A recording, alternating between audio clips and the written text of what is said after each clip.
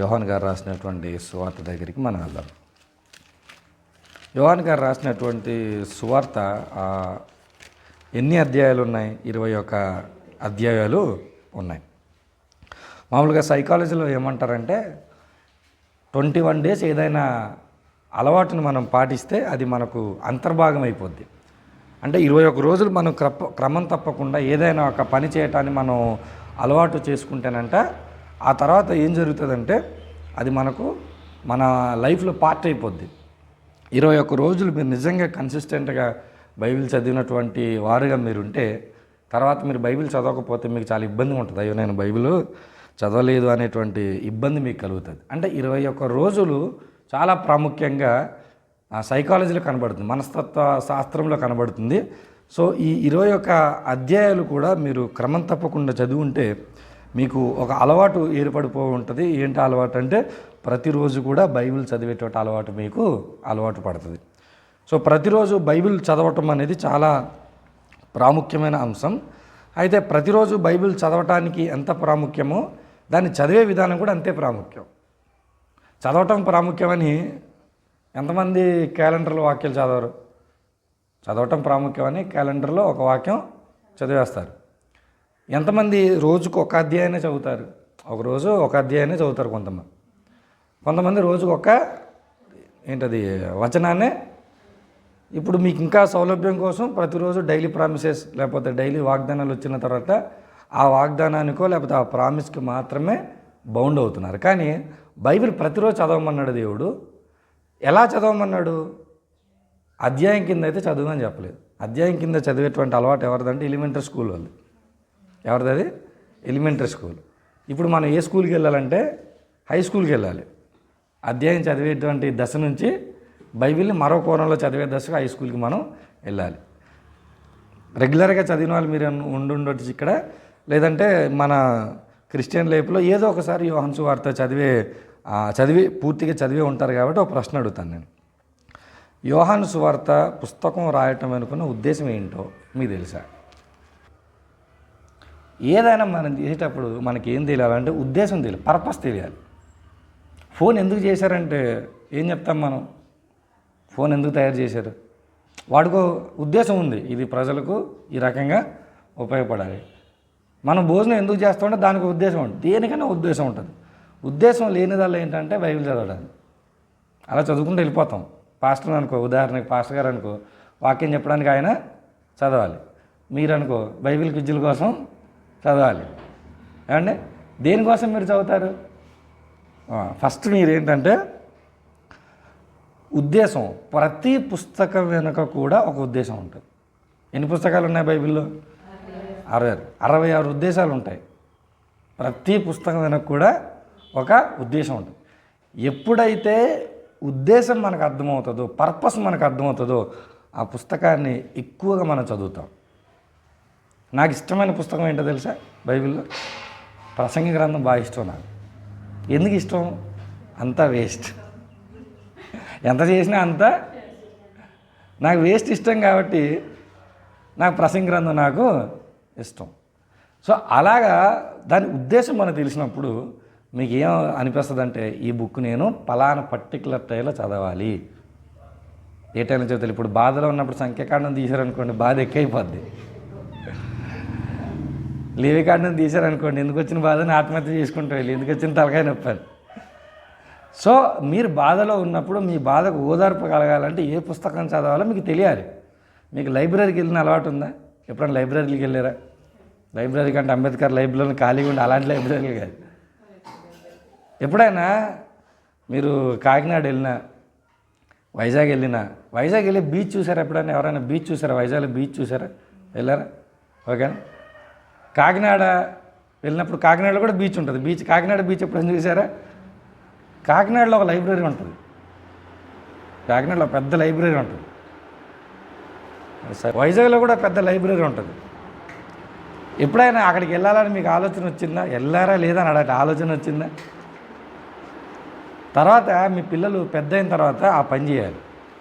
మనం వాళ్ళు చూపించాల్సినటువంటి సందర్శన ప్రాంతాలు, బీచ్లు, గోదావరి నదులు అవి తర్వాత.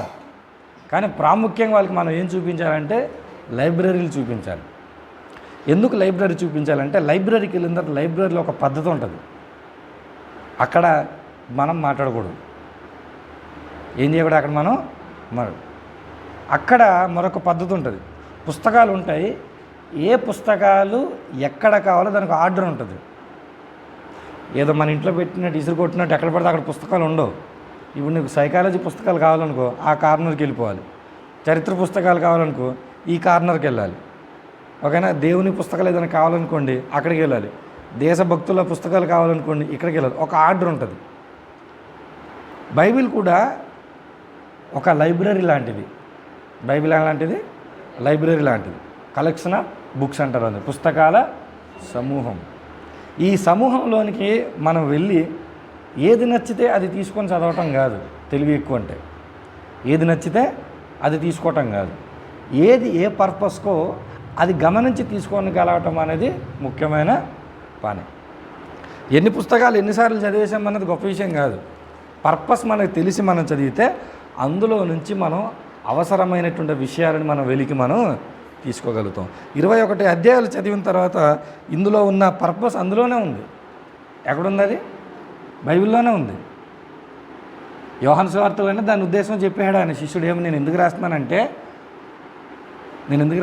అని చెప్తున్నాడు. చూడండి 20 యోహాను 20:30-31 చదవండి ముందు. యోహాను సువార్త 20:31. యేసు దేవుని కుమారుడైన క్రీస్తు అని మీరు నమ్మునట్లును నమ్మి ఆయన నామమందు జీవము పొందునట్లును, దాన్ని మీరు అండర్లైన్ చేసుకోండి. ఫస్ట్ ఈ రిఫరెన్స్ లేకుండా యోహాను సువార్త మీరు ఎన్నిసార్లు చదివినా వ్యర్థ ప్రయాస. ఫస్ట్ ఆఫ్ ఆల్ దాన్ని మీరు అరిసెల్లాగి గుండ్రం చుట్టండి. దాన్ని చుట్టిన తర్వాత అది మూలం, అది లేకుండా పుస్తకం ఎన్నిసార్లు చదివినా అనవసరం. ఎప్పుడైనా పుస్తకాలు కొనే అలవాటు ఉంటే పుస్తకం కొనేటప్పుడు చేసే పని ఏంటి? ఇప్పుడు ఇది పుస్తకం అనుకోండి, నేను బుక్ స్టాల్కి వెళ్ళి బుక్ తీసుకున్నాను అనుకోండి, బుక్ కొనేటప్పుడు నేను ఏం చేస్తాను, అట్ట బాగుంది, చాలా బాగుంది, రేటు 15 రూపాయలే అని చూస్తామా? ఫస్ట్ ఏం చూస్తాం? టైటిల్ చూస్తాం. ఈ బుక్ దేనికోసం రాయబడి. ఇదే చేయండి ఎప్పుడైనా. ఫస్ట్ మీరు ఏం చూసుకోవాలి, తర్వాత పేజ్ వెనక్కి తిప్పితే ఆ రచయిత నేను ఎందుకు రాశానని చెప్తాడు. ఇక్కడ ఒక 15 లైన్లు అలాగా ఈ ఉద్దేశం, ఇది సమస్య, ఈ సమస్యకి పరిష్కారం ఇది, అది ఇక్కడ రాయబడిందని ఆ రచయిత ఏం చేస్తాడంటే ఇక్కడ తన యొక్క పుస్తకాన్ని గురించి సంక్షిప్త వివరణ, షార్ట్ ఇన్ఫర్మేషన్ ఇస్తాడు. అది మనం చదివామనుకోండి, అప్పుడు ఈ బుక్ దీని పర్పస్కి అనమాట అని మన లోపలికి వెళ్ళి కంటెంట్స్ ఏమున్నాయో చూసుకొని ఆ తర్వాత మన పేపర్ బాగుందా, క్వాలిటీ ఉందా, రేటు ఇవన్నీ తర్వాత మనం చూసుకోవాలి. సో యోహాను సువార్త కూడా చదివేటప్పుడు మొట్టమొదటిసారిగా మీరు వెనక్కి వచ్చి మీరు చూడాల్సినటువంటి ఫస్ట్ రిఫరెన్స్ ఏంటంటే యేసు దేవుని కుమారుడైన క్రీస్తు అని నమ్మి ఆయన నామమందు జీవం పొందినట్లు ఇవి రాయబడ్డాయి. దీనికి గల కారణం ఏంటంటే, ఈ పుస్తకం రాయడానికి గల కారణం ఏంటంటే మనలో నమ్మకం రావాలి. మనం దీని నుంచి మనం ఏం పొందుకోవాలంటే నిత్య జీవాన్ని పొందుకోవాలి. ఇప్పుడు రెండో ప్రశ్న, ఈ పుస్తకం చదివిన తర్వాత మీకు నమ్మకం కలిగిందా, కలగలేదా? అర్థమైందా నా ప్రశ్న?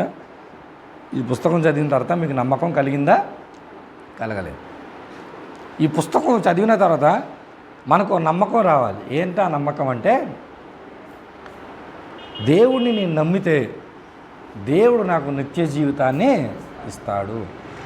నేను దేవుణ్ణి నమ్మాలి. దేవుణ్ణి నేను నమ్మితే దేవుడు నాకు నిత్య జీవితాన్ని ఇస్తాడు.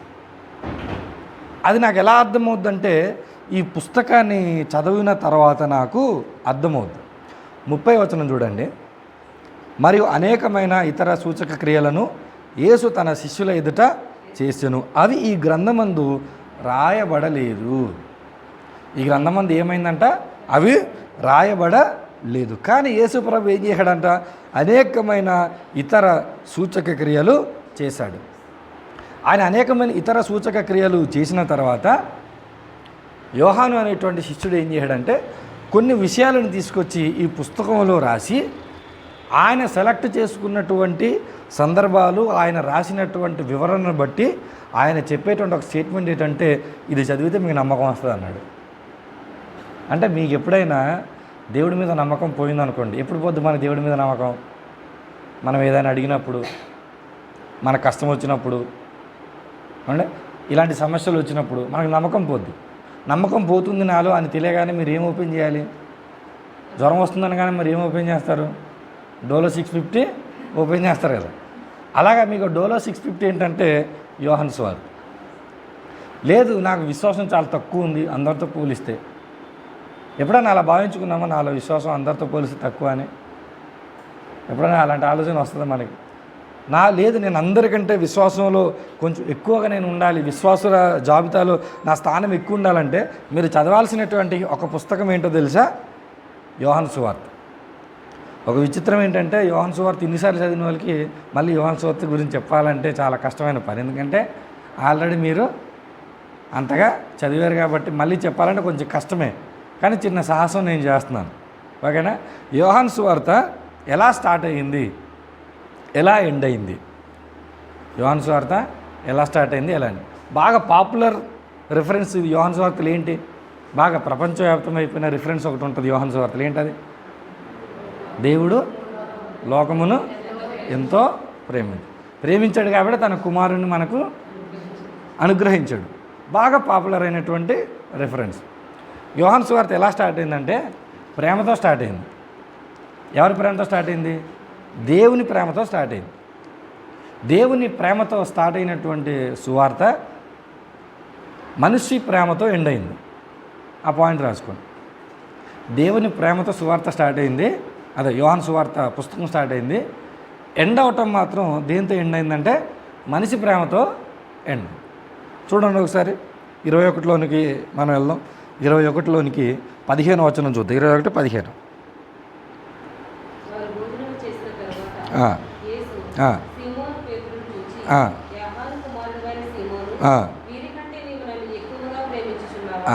ఏంటి ప్రశ్న అది? వీరికంటే నన్ను ఎక్కువగా ప్రేమించుచున్నావా?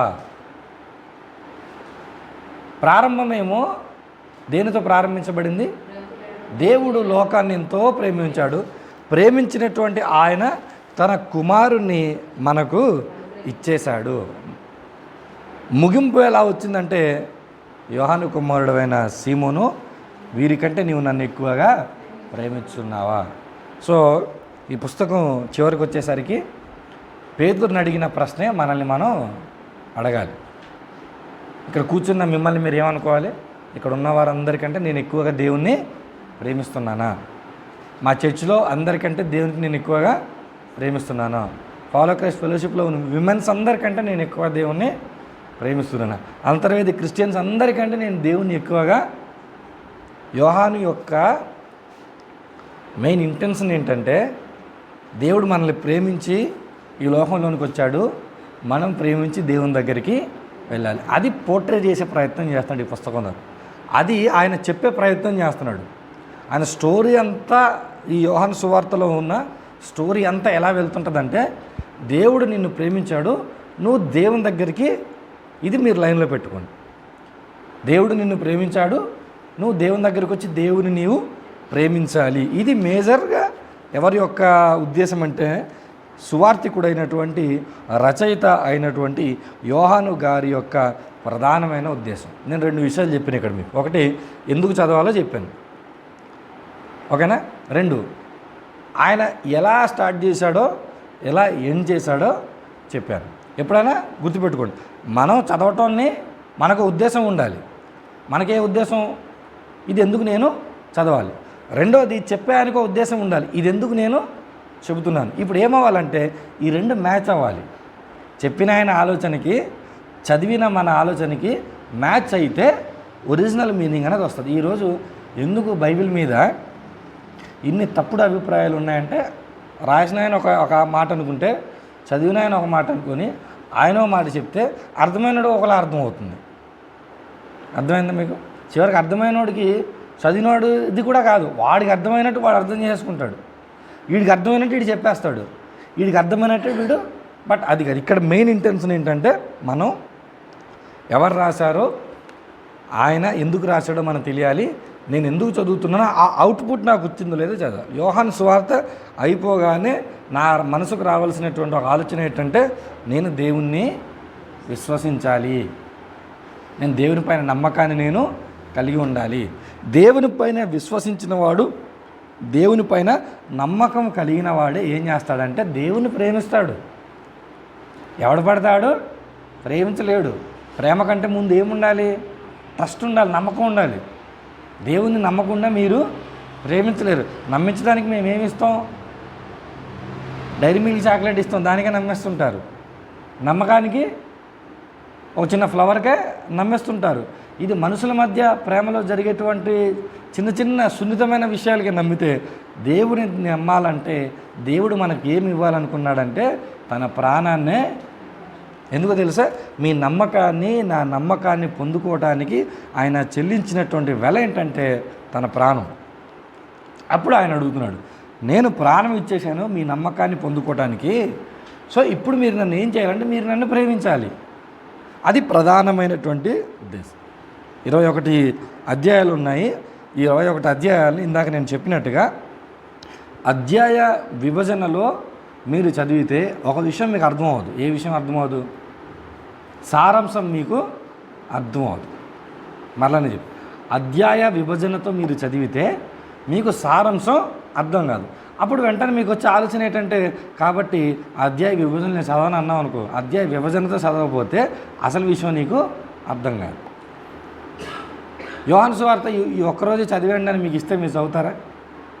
ఒకరోజులో యోహాను సువార్త చదవమని, ఒకరోజు యోహాను సువార్త చదవమని చదువుతారా మీరు? ఒక్కరోజులో చదవటం యోహాను సువార్తకు సాధ్యమేమో, కానీ యెషయా గ్రంథాన్ని చదవమంటే మళ్ళీ చదవలేము. పోనీ యెషయా గ్రంథాన్ని చదువుతారు కింద మీద పడి, సామెతలు ఏంటది కీర్తనలు చదవమన్నాను అనుకోండి, మళ్ళీ కష్టమే కదా. సో కాబట్టి ఇక్కడ విషయం ఏంటంటే ఎన్ని అధ్యాయాలు ఉన్నదన్నది కాసేపు పక్కన పెట్టద్దు. యోహాను సువార్తలో 21 అధ్యాయాలు లేవు అనుకుందాం కాసేపు. 21 లేదన్నప్పుడు అప్పుడు యోహాను చదవండి అనగానే మీరు ఏం చేస్తారు? ఎలా చదువుతారు? మీ ఆలోచన చెప్పండి. ఉదాహరణకి ఎన్ని పేజీలు ఉన్నాయి? పోనీ పేజీలు లెక్క వేసుకుందాం. ఎన్ని పేజీలు ఉంటాయి లెక్కేయండి? 3, 4, 5, 6, 7, 8, 9, 10, 11 అనుకోండి. చిన్న బైబిల్లో ఇంకెక్కువ ఉంటుందా? సేమ్ ఇలానే ఉంటుంది అనుకుంటా. 11 పేజీలు ఉంటాయి. 11 పేజీలు మిమ్మల్ని చదవమన్నాను అనుకోండి, ఎలా చదువుతారు? ఒక్కసారి కూర్చొని చదవగలుగుతారా? 11 పేజీల జాబ్ ఏంటది, ఇజ్రాయెల్కి వెళ్ళేటప్పుడు వాళ్ళు పంపిస్తారు కదా, ఏంటది వర్క్, మనం ఏం వర్క్ చేయాలనేది జాబ్ లెటర్ అంటారు కదా. జాబ్ లెటర్ 11 పేజీలు ఉందని చదువుతారా? చదవరా? కూర్చొని చచ్చినట్టు మీరు చదువుతారు. దాన్ని బట్టి చచ్చినట్టు మీరు 11 పేజీలు, మేము 30-40 పేజీలు బట్టి పట్టేవాళ్ళు ఇంజనీరింగ్ ఎగ్జామ్ రాయడానికి. అప్పుడు మనం ఏం చేస్తాం? డెడికేట్ అయిపోతాం. అదే ఇప్పుడు 11, జస్ట్ మ్యాటర్ ఆఫ్ 11 పేజీస్, 21 అధ్యాయాలు అంటే మీకు చాలా పెద్ద నెంబర్. అది 11 పేజీలు అంటే ఒక్కసారి మీరు కూర్చొని చదువుకోవాలనుకుంటే ఎప్పుడైనా చదువుకోవచ్చు. మనం చదవాలనుకుంటే ఎప్పుడైనా.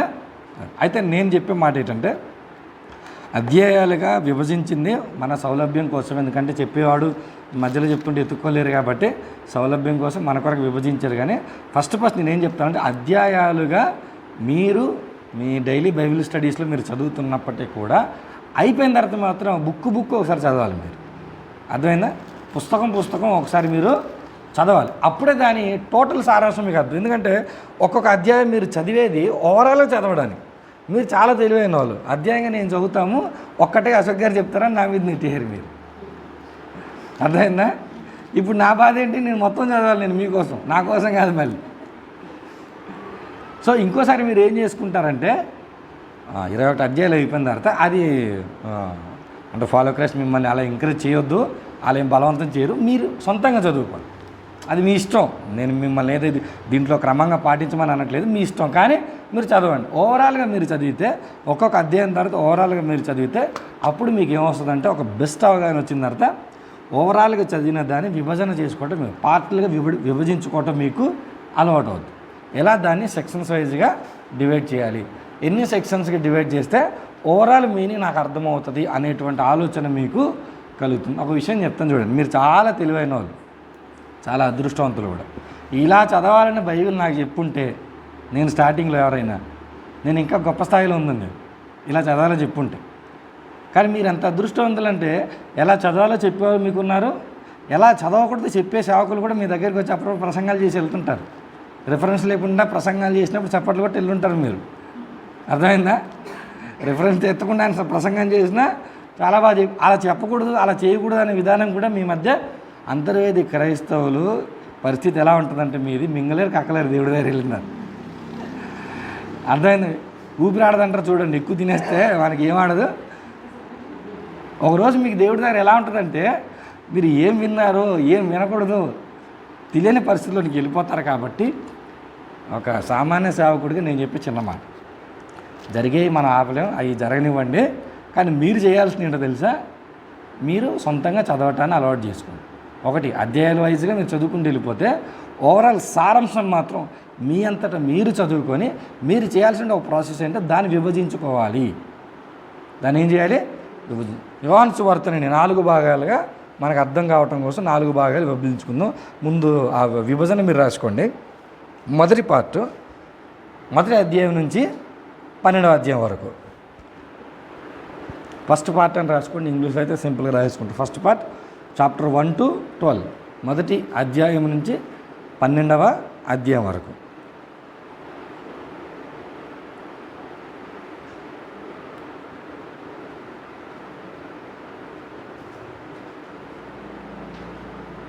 ఓకేనా? రెండవ పార్ట్ 13వ అధ్యాయం నుంచి 17వ అధ్యాయం. మీరు గ్రంథాలను లిఖించకండి, క్యాజువల్గా రాసుకోండి, తర్వాత మీరు రాసుకుంటారులే. 13, 17 అని షార్ట్కట్లో రాసేయండి. 3వ పార్ట్ వచ్చేసరికి 18వ అధ్యాయము నుంచి 19వ అధ్యాయం వరకు.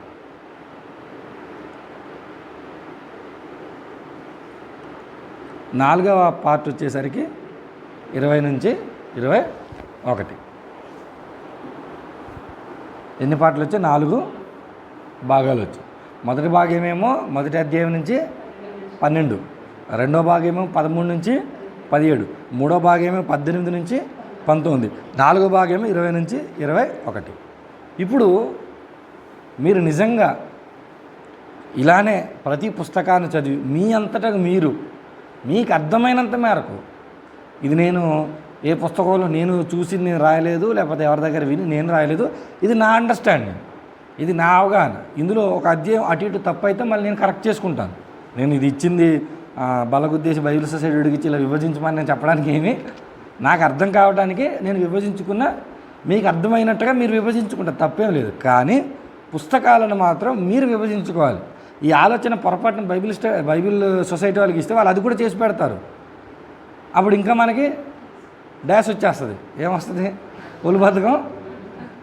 అప్పుడు బైబిల్ అప్పుడు కొనడానికి వెళ్తాను, అమ్మ ఇది రెగ్యులర్ బైబిల్, ఇదేమో అధ్యాయాలకు విభజించిన బైబిల్, ఇదేమో భాగాలకు విభజించిన బైబిల్, ఇది భాగాలకు వివరణ బైబిల్ అంటే ఏది కొంటారు మీరు? డబ్బున్నారు కాబట్టి అన్ని కొని ఇంట్లో పెట్టుకుంటారు. మీరు అన్ని కొని పెట్టుకుంటారు. దేనికి పనికిరావు అవి దేనికి పనికిరావు. అదే మీరు విభజించుకున్నారనుకోండి, అది చాలా బాగా. మొదటి విభజన, రెండో విభజన, మూడో విభజన, 4 భాగాలు చూసాం కదా.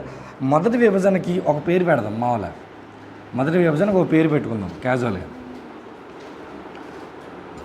పబ్లిక్ లైఫ్, ఇంగ్లీష్లో పబ్లిక్ లైఫ్, తెలుగులో బహిరంగ జీవితం. బహిరంగ జీవితం లేదా లేదంటే ఇలా రాయండి, సమాజ జీవితం అని రాయండి. పబ్లిక్ లైఫ్, సమాజ జీవితం.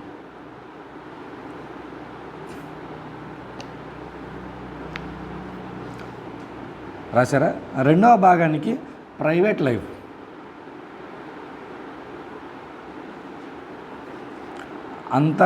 అంతరంగిక జీవితం అని పెట్టుకుంది.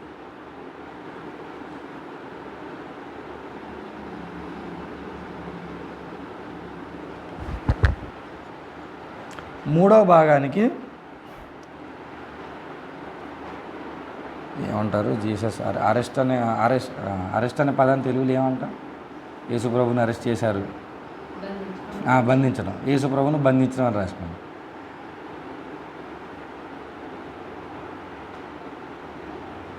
నాలుగో భాగం నిరూపణ జీవితం, ప్రూవ్ చేయటం. నిరూపించటం.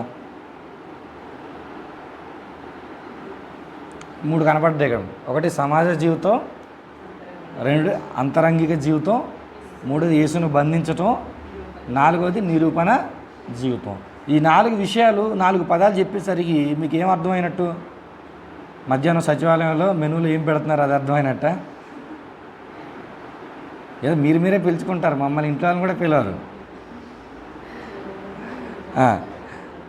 ఏం అర్థమవుద్ది? మీరు చదివిందల్లా రివైజ్ అయిపోయింది. యోహాను సువార్తలు ఏముందో ఈ 4 కీవర్డ్స్తో మీకు అర్థమైపోద్ది. మొదటిదేమో ఆయన సమాజంలో సమయాన్ని కేటాయించాడు. రెండోదేమో ఆయన అంతరంగిక అంటే శిష్యులతో సమయాన్ని కేటాయించుకుంటూ వచ్చాడు. 3దేమో ఆయన బందీ అయ్యాడు. 4వది ఆయన వచ్చి తనను తాను నిరూపించుకున్నాడు, తనను తాను రుజువుపరుచుకున్నాడు. 36 నిమిషాలకే మనం అనుకున్న సబ్జెక్టు అయిపోయింది. అంతే కదా? సో మీరు చదివినదల్లా ఒక చిన్న టేబుల్ దగ్గరికి వచ్చేయాలి. ఎక్కడికి వచ్చేయాలి? మరి ఎంత కష్టపడినా తీసుకొచ్చి డైనింగ్ టేబుల్ దగ్గర దాన్ని పెడితేనే దానికి అన్నం. నీ ప్లేట్ నువ్వు పట్టుకో, నేను వడ్డించుకుంటూ వెళ్ళిపోతుంటే దానికి అన్నం ఉండదు. మీ ఇంటికి ఎవరైనా వస్తే చక్కగా మీ దగ్గర డైనింగ్ టేబుల్ పెట్టుకొని దానిపైన మీరు వండినవన్నీ తెచ్చి అక్కడ పెడితేనే దానికి ఒక లుక్ వస్తుంది. మీరు చదివేశాను యోహాను సువార్త అంటే లుక్ రాదు. దాన్ని మీరు ఏం చేయాలి? దాన్ని అంతా తీసుకొచ్చి చిన్న టేబుల్ దగ్గర మీరు పెట్టుకోవాలి. పెట్టుకుంటే అప్పుడు యోహాను సువార్త యొక్క సారాంశం అంతా చిన్న టేబుల్ దగ్గర ఉంటుంది. 10th క్లాస్, ఇంటర్మీడియట్, డిగ్రీ రాసేటప్పుడు చిట్టీలు ఏమంటారు? చిట్టీలు ఏంటది? స్లిప్పులు పెట్టారా? నేనైతే రబ్బర్లు వేసేసి కాళ్ళ దగ్గర, చేతుల దగ్గర ఎన్ని స్లిప్పులు పెట్టేసేవాళ్ళు. స్లిప్ దగ్గర టెక్స్ట్ బుక్ అంత మ్యాటర్ ఉంటుందా? ఎంత షార్ట్కట్లో రాస్తాం, ఎంత సింపుల్గా రాస్తాం. అది చూడగానే మనకు వెంటనే సబ్జెక్టు గుర్తొచ్చేస్తుంది. అర్థం. ఆ స్లిప్ దగ్గరకు వచ్చేయాలి. ఏది? ఒక పుస్తకం, 21 అధ్యాయాలు ఉన్న పుస్తకం స్లిప్ దగ్గర. ఇప్పుడు అది వచ్చిందా స్లిప్ దగ్గరికి? మీరు ఏం చేస్తారంటే ఆ యోహాను సువార్త ముందు పేజీలో చక్కగా బైబిల్ సొసైటీ వాడు ప్లేస్ ఇచ్చాడు ఇక్కడ. ఆ ప్లేస్ దగ్గర ఈ 4 విషయాలు ఇప్పుడు రాయకండి, మీరు వెరిఫై చేయండి. ఆ 4 భాగాలు మీరు వెరిఫై చేయండి. ఇందాక నేను చెప్పాను కదా, డిస్క్లైమర్ ఏమని చెప్పాను? ఇది నాకు అర్థమైంది, ఒకవేళ తప్పులు అంటే నాకు తెలియపరచండి.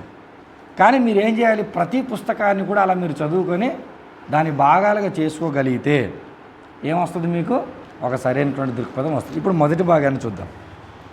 మొదటి భాగం దగ్గరికి వెళ్దాం.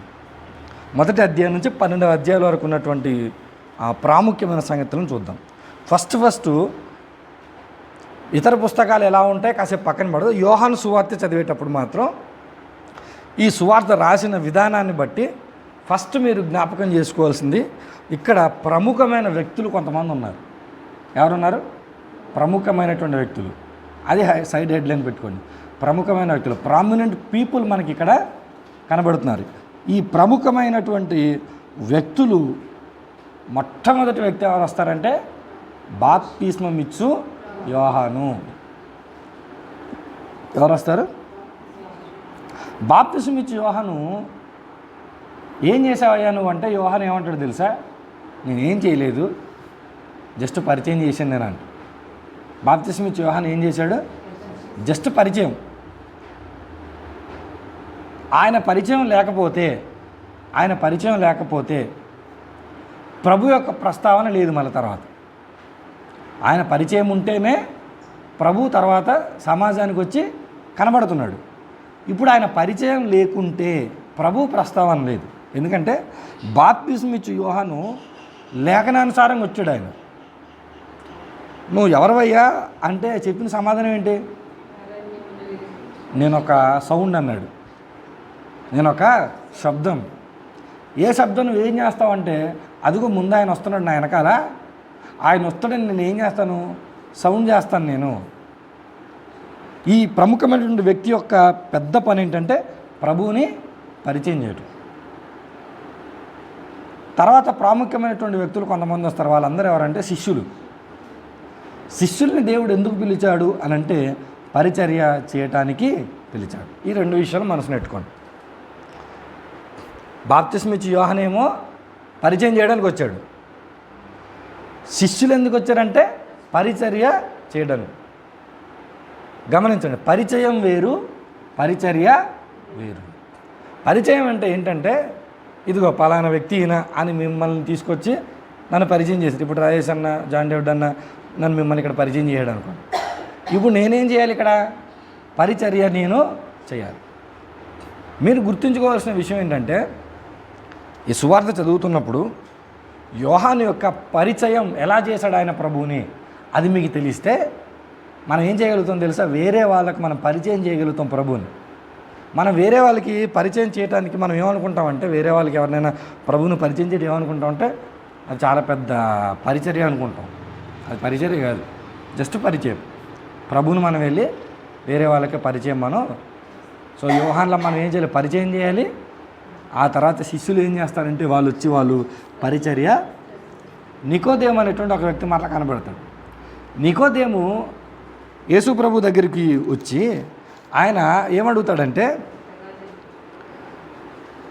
నీవు దేవుని యొద్ద నుండి వచ్చిన బోధకుడు అని మేము ఎరుగుదుము, దేవుడు అతనికి తోడై ఉంటేనే కానీ నీవు చేయుచున్న సూచక్రియలను ఎవడు చేయలేడని ఆయనతో. నికోదేము ఎందుకు వచ్చాడంటే డిస్కషన్ పెట్టడానికి వచ్చాడు. ఎవరితో? యేసు ప్రభుతో డిస్కషన్ పెట్టడానికి వచ్చాడు. డిస్కషన్ పెట్టడానికి వచ్చిన తర్వాత యేసు ప్రభు చెప్పినటువంటి ఒక మాట ఏంటంటే 10వ వచనంలో, నువ్వు టీచర్, నువ్వు ఎవరు? టీచర్, కానీ నేను చెప్పే విషయాలు నీకు తెలీదా అంటాడు. మీకు అర్థమైందా? నువ్వు టీచర్ కానీ నేను చెప్పే విషయాలు నీకు తెలీదా? ఈ సందర్భంలో ఒక మాట చెప్తాను.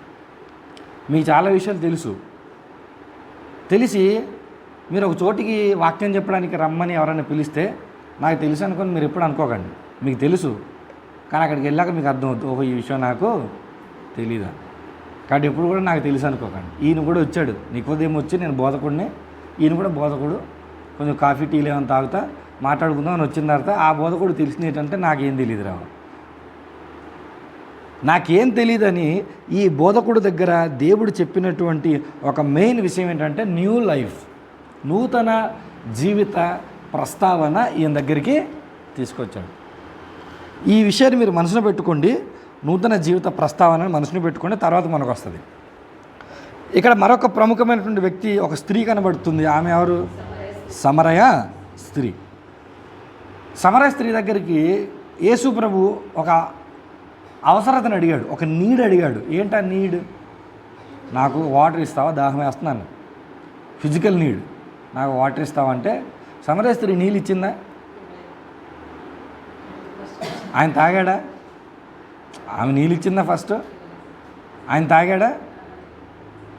ఆమె నీళ్ళు ఇచ్చిందో ఆయన తాగాడో అది రాయబడినప్పుడు మాకు తెలియదని చెప్పాలి. నిట్ట మధ్యాహ్నం 12 గంటలు ఇది తాగడం ఎవరు తెలుసు? యోహాను రాయలేదు, మనం తాగలేదని అనకూడదు. రాయనంత మాత్రం తాగలేదు అని అనుకోకూడదు. ఇప్పుడు ఆయన ఏమో రాస్తున్నాడంటే అందరు ఏం చెప్పేశారు? పాపాలు రాసేస్తున్నాడు. సో కాబట్టి బైబిల్ ఎక్కడైతే సైలెంట్గా ఉంటుందో మనం అక్కడ గప్చుప్పు ఉండాలి, మనకు అనవసరం. బహుశా తాగుండొచ్చు, బహుశా తాగపోయి ఉండొచ్చు, అది మనకు అనవసరం. సమరయ స్త్రీ దగ్గర మాట్లాడుతున్నప్పుడు ఎవరు వచ్చారు? శిష్యులు వచ్చారు. శిష్యులు వచ్చి భోజనం తీసుకొచ్చారు. భోజనం తీసుకొచ్చి ప్రభు తినమంటే ప్రభు ఏమన్నాడు? చెప్పండి, ప్రభు ఏమన్నాడు?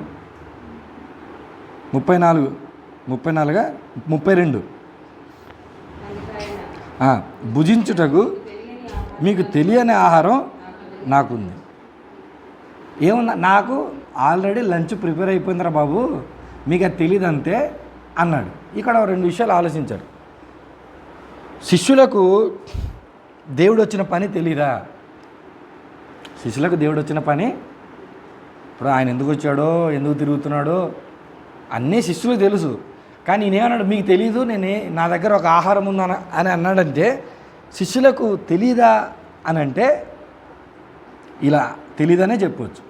33 ఏమనుకుంటున్నారు వీళ్ళు తెలుసా? భుజించుటకు వేరే వాళ్ళు. యేసు ప్రభు దాహం అడిగిన, శిష్యులు భోజనం తీసుకొచ్చిన, జరుగుతున్న సందర్భం అంతా భౌతిక సందర్భం, కానీ అక్కడ ప్రభు మొత్తం మాట్లాడుతుంది ఆత్మీయ సందర్భం. నికోదేము దగ్గర ఆయన వచ్చిన పర్పస్ మారిపోయింది. సమరయ స్త్రీ దగ్గర ఆయన వెళ్ళిన పర్పస్ మారిపోయింది. ఈ రెండు సందర్భాల్లో మీరు ఒకటి మనసులో పెట్టుకోవాలి. భౌతికంగా ఎంత ఖర్చు పెట్టినా ఆ ఖర్చు అంతా దేనికోసం? ఆత్మీయ జీవితం కోసం. ఇక్కడ ఆయన అంత ప్రయాసపడి 12 గంటలకి నీళ్ళు తాగకుండా తాగుండొచ్చు, అన్నం తినకుండా తినుండొచ్చు. కానీ అక్కడ హైలైట్ చేసినటువంటి ఒక విషయం ఏంటంటే సమరయ స్త్రీ జీవితంలో ఏమొచ్చింది? మార్పు వచ్చింది. అంతకంటే హైలైట్ ఏంటంటే ఆమె ద్వారా ఊరు మారిపోయింది. ప్రముఖమైన వ్యక్తులు అని ఎందుకన్నానంటే యోహాను గారైనా, శిష్యులైనా, నికోదేమైనా, సమరయ స్త్రీ అయినా వీళ్ళు ప్రముఖమైనటువంటి వ్యక్తులుగా ఎందుకు పరిగణించబడ్డారు అని అంటే ఇక్కడ మీరు ఒక విషయాన్ని నేర్చుకోవాలి. ఆ విషయం ఏంటంటే ఎంతమంది ఉంటే మీరు వాక్యం చెప్తారు? అర్థమైందా? మీరు ఎంతమంది ఉంటే వాక్యం చెప్తారు? వాక్యం చెప్పడానికి ఎంతమంది ఉండాలి? ఒకరుంటే సరిపోద్ది. వాక్యం చెప్పడానికి ఎంతమంది ఉండాలి? ఒకరుంటే సరిపోద్ది. 5,000 మందికి, లేకపోతే 7,000 మందికి, కొన్ని వందల మందికి వాక్యం చెప్పిన యేసు ప్రభు మనకు తెలుసు. అలాంటి యేసు ప్రభు సింగిల్గా ఇండివిజువల్గా 1-to-1 కాన్వర్జేషన్ చేస్తున్నాడు. అంటే ఒకరితో మాట్లాడడానికి ఆయన ఏమి ఇస్తున్నాడు? ప్రాధాన్యత ఎక్కువగా ఇస్తున్నాడు. సో ఒకరితో మాట్లాడటం అనేటువంటి ప్రాధాన్యత ఈ పుస్తకంలో చూపించినట్టుగా మరి ఏ పుస్తకంలో కూడా చూపించలేదు. ఈ పుస్తకం యొక్క మెయిన్ సారాంశం ఏమవ్వాలంటే ఫైనల్గా వచ్చేసరికి మనం ఒక్కరితో మాట్లాడినా తప్పు లేదు. మీటింగ్ అనగానే ఇద్దరు మీట్ అయితే దాన్ని మీటింగ్ అంటారు. దాంట్లో 4, 5, 10 మంది, 20 మంది ఉండాల్సిన అవసరం. యేసు ప్రభు ఎంతమందిని బోధించాడు? నికోదేము ఒక్కడికే చెప్పాడు. ఇది చాలా మెయిన్ సీక్రెట్, ఇది తర్వాత చెప్పాలనలేదు ఆయన. సమరయ స్త్రీతో మాట్లాడేటప్పుడు ఇది చాలా ఆత్మీయ మర్మం, ఇది రేపు చెప్తాను, ఎల్లుండి చెప్తాను, ఎక్కువ మంది వచ్చినప్పుడు చెప్తాను, పెద్ద చర్చిలో చెప్తాను, పెద్ద మీటింగ్లో చెప్తాను, దాచుకొని చెప్పలేదు. ఎక్కడ ఒక్క వ్యక్తికి అవసరమో ఆ వ్యక్తికి ఆయన. ఇప్పుడు ఇక్కడ మీరు జ్ఞాపకం చేసుకోవాల్సినటువంటి విషయాలు ఏంటంటే ఈ మొదటి అధ్యాయంలో బహిరంగ జీవితంలో లేకపోతే సమాజ జీవితంలో ఆయన వ్యక్తిగతమైనటువంటి వ్యక్తులతో మాట్లాడుతున్నాడు. అది మనం అలవాటు చేసుకోవాలి. క్రైస్తవ్యం ఏం అలవాటు చేసుకుంది? గుంపును అలవాటు చేసుకుంది. మీకు అర్థమైందా? మీరు గుంపును ఎప్పుడైతే అలవాటు చేసుకున్నారో అక్కడ క్రైస్తవ విలువలు పడిపోయాయి. మనం ఏం చేయాలంటే ఒక్కరితో మాట్లాడటానికి ఏమాత్రం కూడా సిగ్గుపడకూడదు. ఒక్కడిని దేవుని బలపరచడానికి ఏమాత్రం కూడా సిగ్గుపరచబడకూడదు. అది యేసుక్రీస్తు ప్రభుల వారు ఈ యొక్క సువార్తలో చెప్పినటువంటి సత్యం. తర్వాత ఏం జరిగిందంటే మీ అందరికీ తెలుసు ఎన్ని అద్భుతాలు ఇక్కడ జరిగాయి. ఈ సువార్తలు ఎన్ని అద్భుతాలు జరిగాయి? ఎన్ని అద్భుతాలు జరిగాయి? మామూలుగా రాశారా మీరు? ఎన్ని అద్భుతాలని రాశారా? మామూలుగా అద్భుతాలని కౌంట్ చేశారా? మామూలుగా అద్భుతాల గురించి రాశారా మీరు రాసినప్పుడు? ఎన్ని అద్భుతాలు ఉన్నాయి? కౌంట్ చేయలేదు కదా. మామూలుగా 7 అద్భుతాలు ఉంటాయి. ఎన్ని ఉన్నాయి? కానీ అక్కడ సూచనలు, సూచక క్రియలు అనేటువంటి మాటల యొక్క ప్రస్తావనే ఎక్కువగా ఉంటుంది. ఏంటి ఆ అద్భుతాలు? ఒకటి కానా వివాహం. కానా వివాహం కాదు, కానా అనే ఊర్లో వివాహం. అది అంతర్వేదిలో వివాహం, అంతర్వేది వివాహం కాదు అది. అర్థమైందా? వైజాగ్లో వివాహం, వైజాగ్ వివాహం కాదు అది. వైజాగ్ వివాహం చేసాం, కానాకి వివాహం చేసాం మనం. కానా అనేటువంటి ఒక ఊరిలో ఏం జరిగింది? ఒక వివాహం. తర్వాత ఎటువంటి అద్భుతం? ప్రధాని కుమారుడు చావని సిద్ధమై ఉంటే అతనికి స్వస్థపరచడం. తర్వాత బెతెస్దా కోనేటిలో స్వస్థత, 5,000 మందికి రొట్టెలు, గుడ్డివాడు కళ్ళు తెరుచుకోవటం, లాజరు చనిపోయి లేవటం, నీళ్ళల్లో నడవటం. ఇవన్నీ ఏంటి? యేసు ప్రభుల వారు తన యొక్క ప్రభావాన్ని, తన యొక్క అధికారాన్ని, లేకపోతే తన యొక్క సామర్థ్యాన్ని, లేక తనకున్నటువంటి దైవిక శక్తిని చూపించినటువంటి అద్భుతాలు. ఒక్కొక్క అద్భుతాల గురించి ఇప్పుడు మనం మాట్లాడదాం అని నేను చెప్పను, ఎందుకంటే టైం లేదు కాబట్టి. ఈ 7 అద్భుతాలు ఇక్కడ మనకు కనబడతాయి. అయితే మీరు చేయాల్సింది ఏంటంటే ఈ 7 అద్భుతాలు యేసు ప్రభు చేయడానికి గల కారణాలలో ఒక కారణాన్ని మనం చూద్దాం. 23వ వచనం చూద్దాం. 7వ అధ్యాయం 23వ వచనం. 7:23. మోషే ధర్మశాస్త్రము మీరకుండునట్లు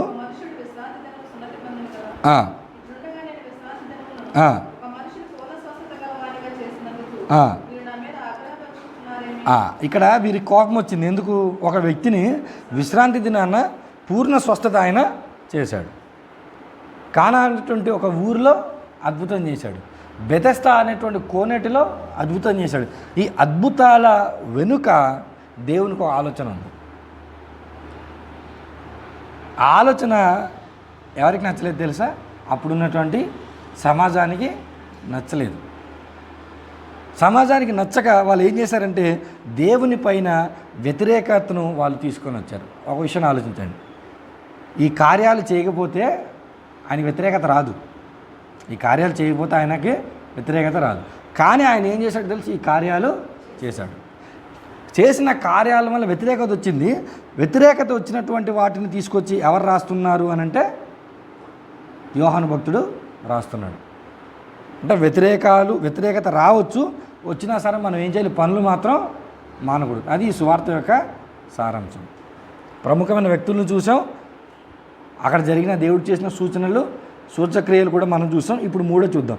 ఈ సువార్తల్లో ప్రధానంగా 3 పండుగల ప్రస్తావన ఉంటుంది. ఎన్ని పండుగల ప్రస్తావన? 3 పండుగల ప్రస్తావన. త్వరగా చూద్దాం. మొదటి పండుగ ఎక్కడ కనబడుతుంది అంటే 6వ అధ్యాయం 5వ వచనంలో కనబడుతుంది. 6వ అధ్యాయం 5వ వచనంలో కనబడుతుంది. అప్పుడు పస్కాను యూదుల పండుగ సమీపించెను. ఒకటి పండుగ ఇక్కడ మనకి కనబడుతుంది. రెండవ పండుగ 7వ అధ్యాయము 2వ వచనంలో కనబడుతుంది. 7వ అధ్యాయం 2వ వచనంలో యూదుల పర్ణశాలల పండుగ సమీపించింది.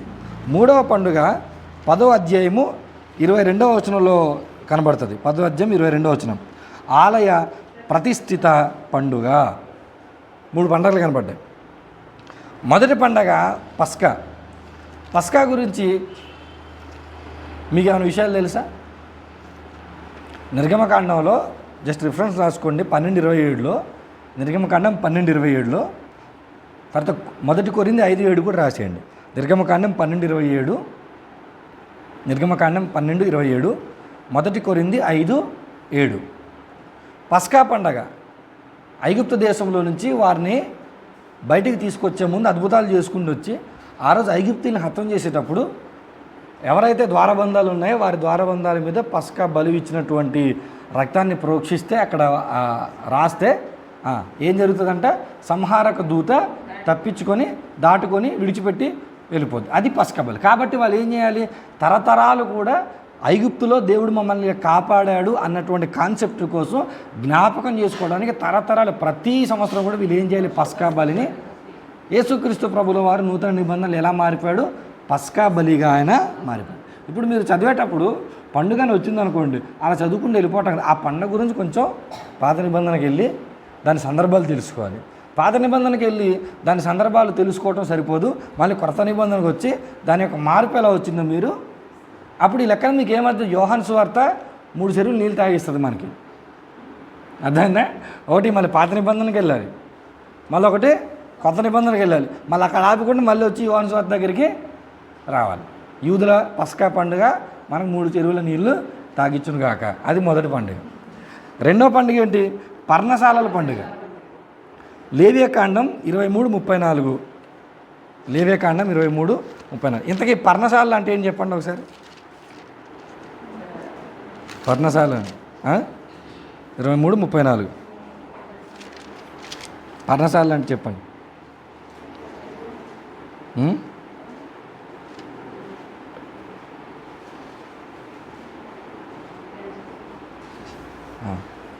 తర్వాత మీరు ఆలోచించండి. 34 చూస్తేనే ఈ 7వ నెల 15వ దినం మొదలుకొని 7 దినముల వరకు యెహోవాకు మీరు ఏం చేయాలంట? పర్ణశాలల పండుగ మీరు చేయాలి. పర్ణశాల పండుగ యొక్క ఉద్దేశం ఏంటంటే, పర్ణశాల అంటే నథింగ్ బట్ ఒక పాక, ఒక గుడిసె. మన భాషలో ఏంటంటే ఒక పాక, ఒక తాటిపాక లేదా ఒక గుడిసె. అందమైన గృహాల్లో ఉన్నవారు సైతం బయటికి వచ్చి పర్ణశాలలో నివసించి ఏం చాటుకోవాలి అంటే, దేవుడు మమ్మల్ని తీసుకొచ్చాడ్రా బాబు, మా పరిస్థితి ఇలా ఉండేది, దేవుడు ఈ స్థితి నుంచి మమ్మల్ని ఈరోజు ఉన్నత స్థితిలోనికి తీసుకెళ్ళాడు అని చెప్పి 42లో చూద్దాం. 42లో నేను ఐగుప్తు దేశంలో ఇశ్రాయేలును రప్పించినప్పుడు వారిని పర్ణశాలలో నివసింపజేసి తినని మీ జనులు ఎరుగునట్లు 7 దినములు మీరు పర్ణశాలలో నివసింపవలను. ఇశ్రాయేలులో పుట్టిన వారందరూ కూడా పర్ణశాలలో నివసింపవలెను. ఏం జ్ఞాపకం చేసుకోవాలి? ప్రయాణంలో మనం ఎక్కడున్నాం తెలుసా? పర్ణశాలలో దేవుడు నివసింపజేశాడు కాబట్టి మనం ఎక్కడ నివసించాలంట? పర్ణశాలలో మనం నివసించాము అనేటువంటి సత్యాన్ని అర్థం చేసుకోవడానికి వీళ్ళు ఏం పండుగ చేస్తారు? పర్ణశాలల పండుగ చేస్తారు. అయితే విషయం ఏంటంటే నూతన నిబంధనకు వచ్చేసరికి యేసుప్రభువులో ఒక మాటలు ఏమంటాడు? ఉండడానికి నాకు ఇల్లు కూడా, నా నివాసానికి నాకు ఏం లేదు, గృహం లేదంటాడు. నూతన నిబంధనలకు వచ్చింది మనం ఏం చేయాలి? అందమైన ఇల్లు కట్టుకునేటప్పుడు ఎంత ఆశీర్వాదమని ఆనందపడతామో ఆ తర్వాత మనం జ్ఞాపకం చేసుకోవాల్సినటువంటి మరో అద్భుతమైన సత్యం ఏంటంటే ఎప్పటికైనా దాన్ని వదిలి వెళ్ళిపోతామని గుర్తుపెట్టుకోవాలి. ఎంత బడ్జెట్ పెట్టినా దాన్ని మనం వదిలి వెళ్ళిపోతాం. మళ్ళీ ఎక్కడి నుంచి వచ్చామో, ఎలా వచ్చామంటే మనం ఈ లోకానికి దిగంబరిగా వచ్చాము, దిగంబరిగానే మరలా వెళ్ళిపోతాం. నిత్యమైన నివాసంలో నిత్యమైన ఉనికి పట్టుకంటే మనిషి ఏమవుతాడంటే వెళ్ళిపోతాడంటే ప్రసంగ గ్రంథంలో ఉంటుంది. కాబట్టి పర్ణశాలల పండుగ దానికి జ్ఞాపకం. 3వ పండుగ ఏంటి? ఆలయ ప్రతిష్ఠిత పండుగ. యోహాను సువార్త 10:36లో, యోహాను సువార్త 10:36లో ఈ లోకంలోనికి పంపినవారు యేసుక్రీస్తు ప్రభుల వారు ఏం చెప్తున్నాడంటే, పైనేమో ఆలయ ప్రతిష్ఠిత పండుగ, కిందకు వచ్చారు ఆయన ఏమంటున్నాడో తెలుసా? తండ్రి నన్ను ప్రతిష్ఠ చేసి నన్ను లోకంలోనికి. ఇప్పుడు ఏం మారిపోయింది? సొలొమోను ఆలయం కట్టించాడు. సొలొమోను ఆలయం కట్టించిన తర్వాత మక్కాబీయులు అనేటువంటి ఒకరు వచ్చి దాన్ని మొత్తం నాశనం చేసేసారు. నాశనం చేసిన తర్వాత దాన్ని ఆ నాశనం చేసే క్రమంలో అంట అన్నిటినీ వాళ్ళు పాడు చేశారు. కానీ ఒక కొంచెం ఆయిల్ అంట, ఏదది ఒలీవ నూనె అంట, కొంచెం ఆ రాజులు లేకపోతే ఆ వచ్చి దండెత్తిన వాళ్ళు దాన్ని పాడు చేయలేదంట. అది ఎక్కడో కొంత ఉంటే ఆ ఆయిల్ని తీసుకొచ్చి వెలిగిస్తే అంట, వెలిగినటువంటి ఆ లైట్ 8 రోజులు వెలిగిందంట. అది బైబిల్ చరిత్ర కాదు, బయట చరిత్ర. 8 రోజులు వెలిగిన తర్వాత ఇప్పుడు 8 రోజులు వీళ్ళు ఏం చేస్తారంటే ఆలయ ప్రతిష్ఠిత పండుగ చేసి వీళ్ళు 8 లైట్లు వీళ్ళు వెలిగిస్తారు. 8 కొవ్వొత్తులు వీరు దాన్ని వెలిగించి మేము మరలా మా యొక్క ఆలయాన్ని మేము ఏం చేసుకున్నాము? ప్రతిష్ఠించుకున్నాం. ఇప్పుడు ఆలయ పవిత్రతను వాళ్ళు చూస్తున్నారు. యేసు ప్రభు ఏంటంటే నన్ను ప్రతిష్ఠించి దేవుడు, ఇప్పుడు ప్రభు చెప్పిన మాట ఏంటంటే నన్ను ప్రతిష్ఠించి. ఇప్పుడు మీరు ఆలోచించండి, 3 పండుగలు కనబడతాయి: పస్కా పండుగ, పర్ణశాల పండుగ, ఆలయ ప్రతిష్ఠిత పండుగ. ఇక్కడ 2 తలంపులు చెప్తాను, ఒకటి గుర్తుపెట్టుకోండి. ఈ 3 కూడా యేసు ప్రభు వచ్చిన తర్వాత మార్పు చెంది. పస్కా ఆయన బలి పశువుగా మారిపోయాడు. పర్ణశాలలో ఆయన నివాసం లేనివాడుగా ఉన్నాడు.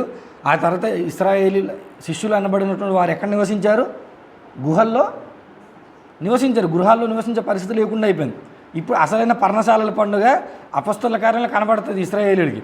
ఎప్పుడైతే శిష్యులు నమ్ముకున్నారో ఇల్లు అన్నీ వదులుకొని బయటికి వెళ్ళాల్సిన పరిస్థితి వచ్చింది. ఆలయ ప్రతిష్ఠిత పండుగ యేసు ప్రభువుని ప్రతిష్ఠించేటువంటి పండుగ మారిపోయింది. ఇది మొదటి తలం. రెండో తలంపు ఏంటంటే పండక్కి పబ్లిక్ బాగా కనెక్ట్ అవుతారు. దేనికి కనెక్ట్ అవుతారు? అందుకే బర్త్డే సెలబ్రేషన్స్ అంటాం, మ్యారేజ్ సెలబ్రేషన్స్ అని అంటాం, క్రిస్మస్ పండుగ, ఆరాధన పండుగ. మళ్ళీ ఏమైనా పేర్లు ఎత్తామంటే బాగుండదు. ఏదైనా పండుగ. పండుగకి ఎవరు కనెక్ట్ అవుతారు? ప్రజలు బాగా కనెక్ట్ అవుతారు. యేసు ప్రభు కూడా ఈ పండుగలకు వచ్చేవారి మధ్యకి వెళ్ళి పరిచయం చేసాడు. 3 సందర్భాలు. ఈ 3 సందర్భాల్లో కూడా వాళ్ళు దేనికి కనెక్ట్ అవుతారో దాన్ని మనం ఉపయోగించుకోవటంలో ఏమాత్రం కూడా తప్పు లేదు. అలా మొదలైంది బర్త్డేల్లో, పెళ్ళిళ్ళు వాక్యం చెప్పించటం. అర్థమైంది మీకు? అలా మొదలైంది, ఇలా ముగిసిపోయింది. 5 నిమిషాలకి 10 నిమిషాలకి. పండుగకి ప్రజలు కనెక్ట్ అవుతారు. యేసుప్రభు కూడా కనెక్ట్ అయ్యాడు, వచ్చాడు. అక్కడ కూడా ఆయన అద్భుతాలు చేశాడు. ఆశ్చర్యంగా దేవుని వాక్యాన్ని 12 అధ్యాయాలు ఏం జరుగుతూ వచ్చింది తెలుసా? ప్రముఖమైన వ్యక్తులు కనబడ్డారు, తర్వాత అద్భుతాలు కనబడ్డాయి, పండుగలు కూడా కనబడ్డాయి. ఈ 3 ఒక ఎత్తు అయితే ఇంకో ఎత్తు ఏంటో తెలుసా? ప్రభువుకి వ్యతిరేకత చాలా ఎక్కువ. ఈ 12 అధ్యాయాలు వచ్చిన వ్యతిరేకత చాలా. యోహాను 5:18 చూడండి. యోహాను 5:18. యోహాను 5:18.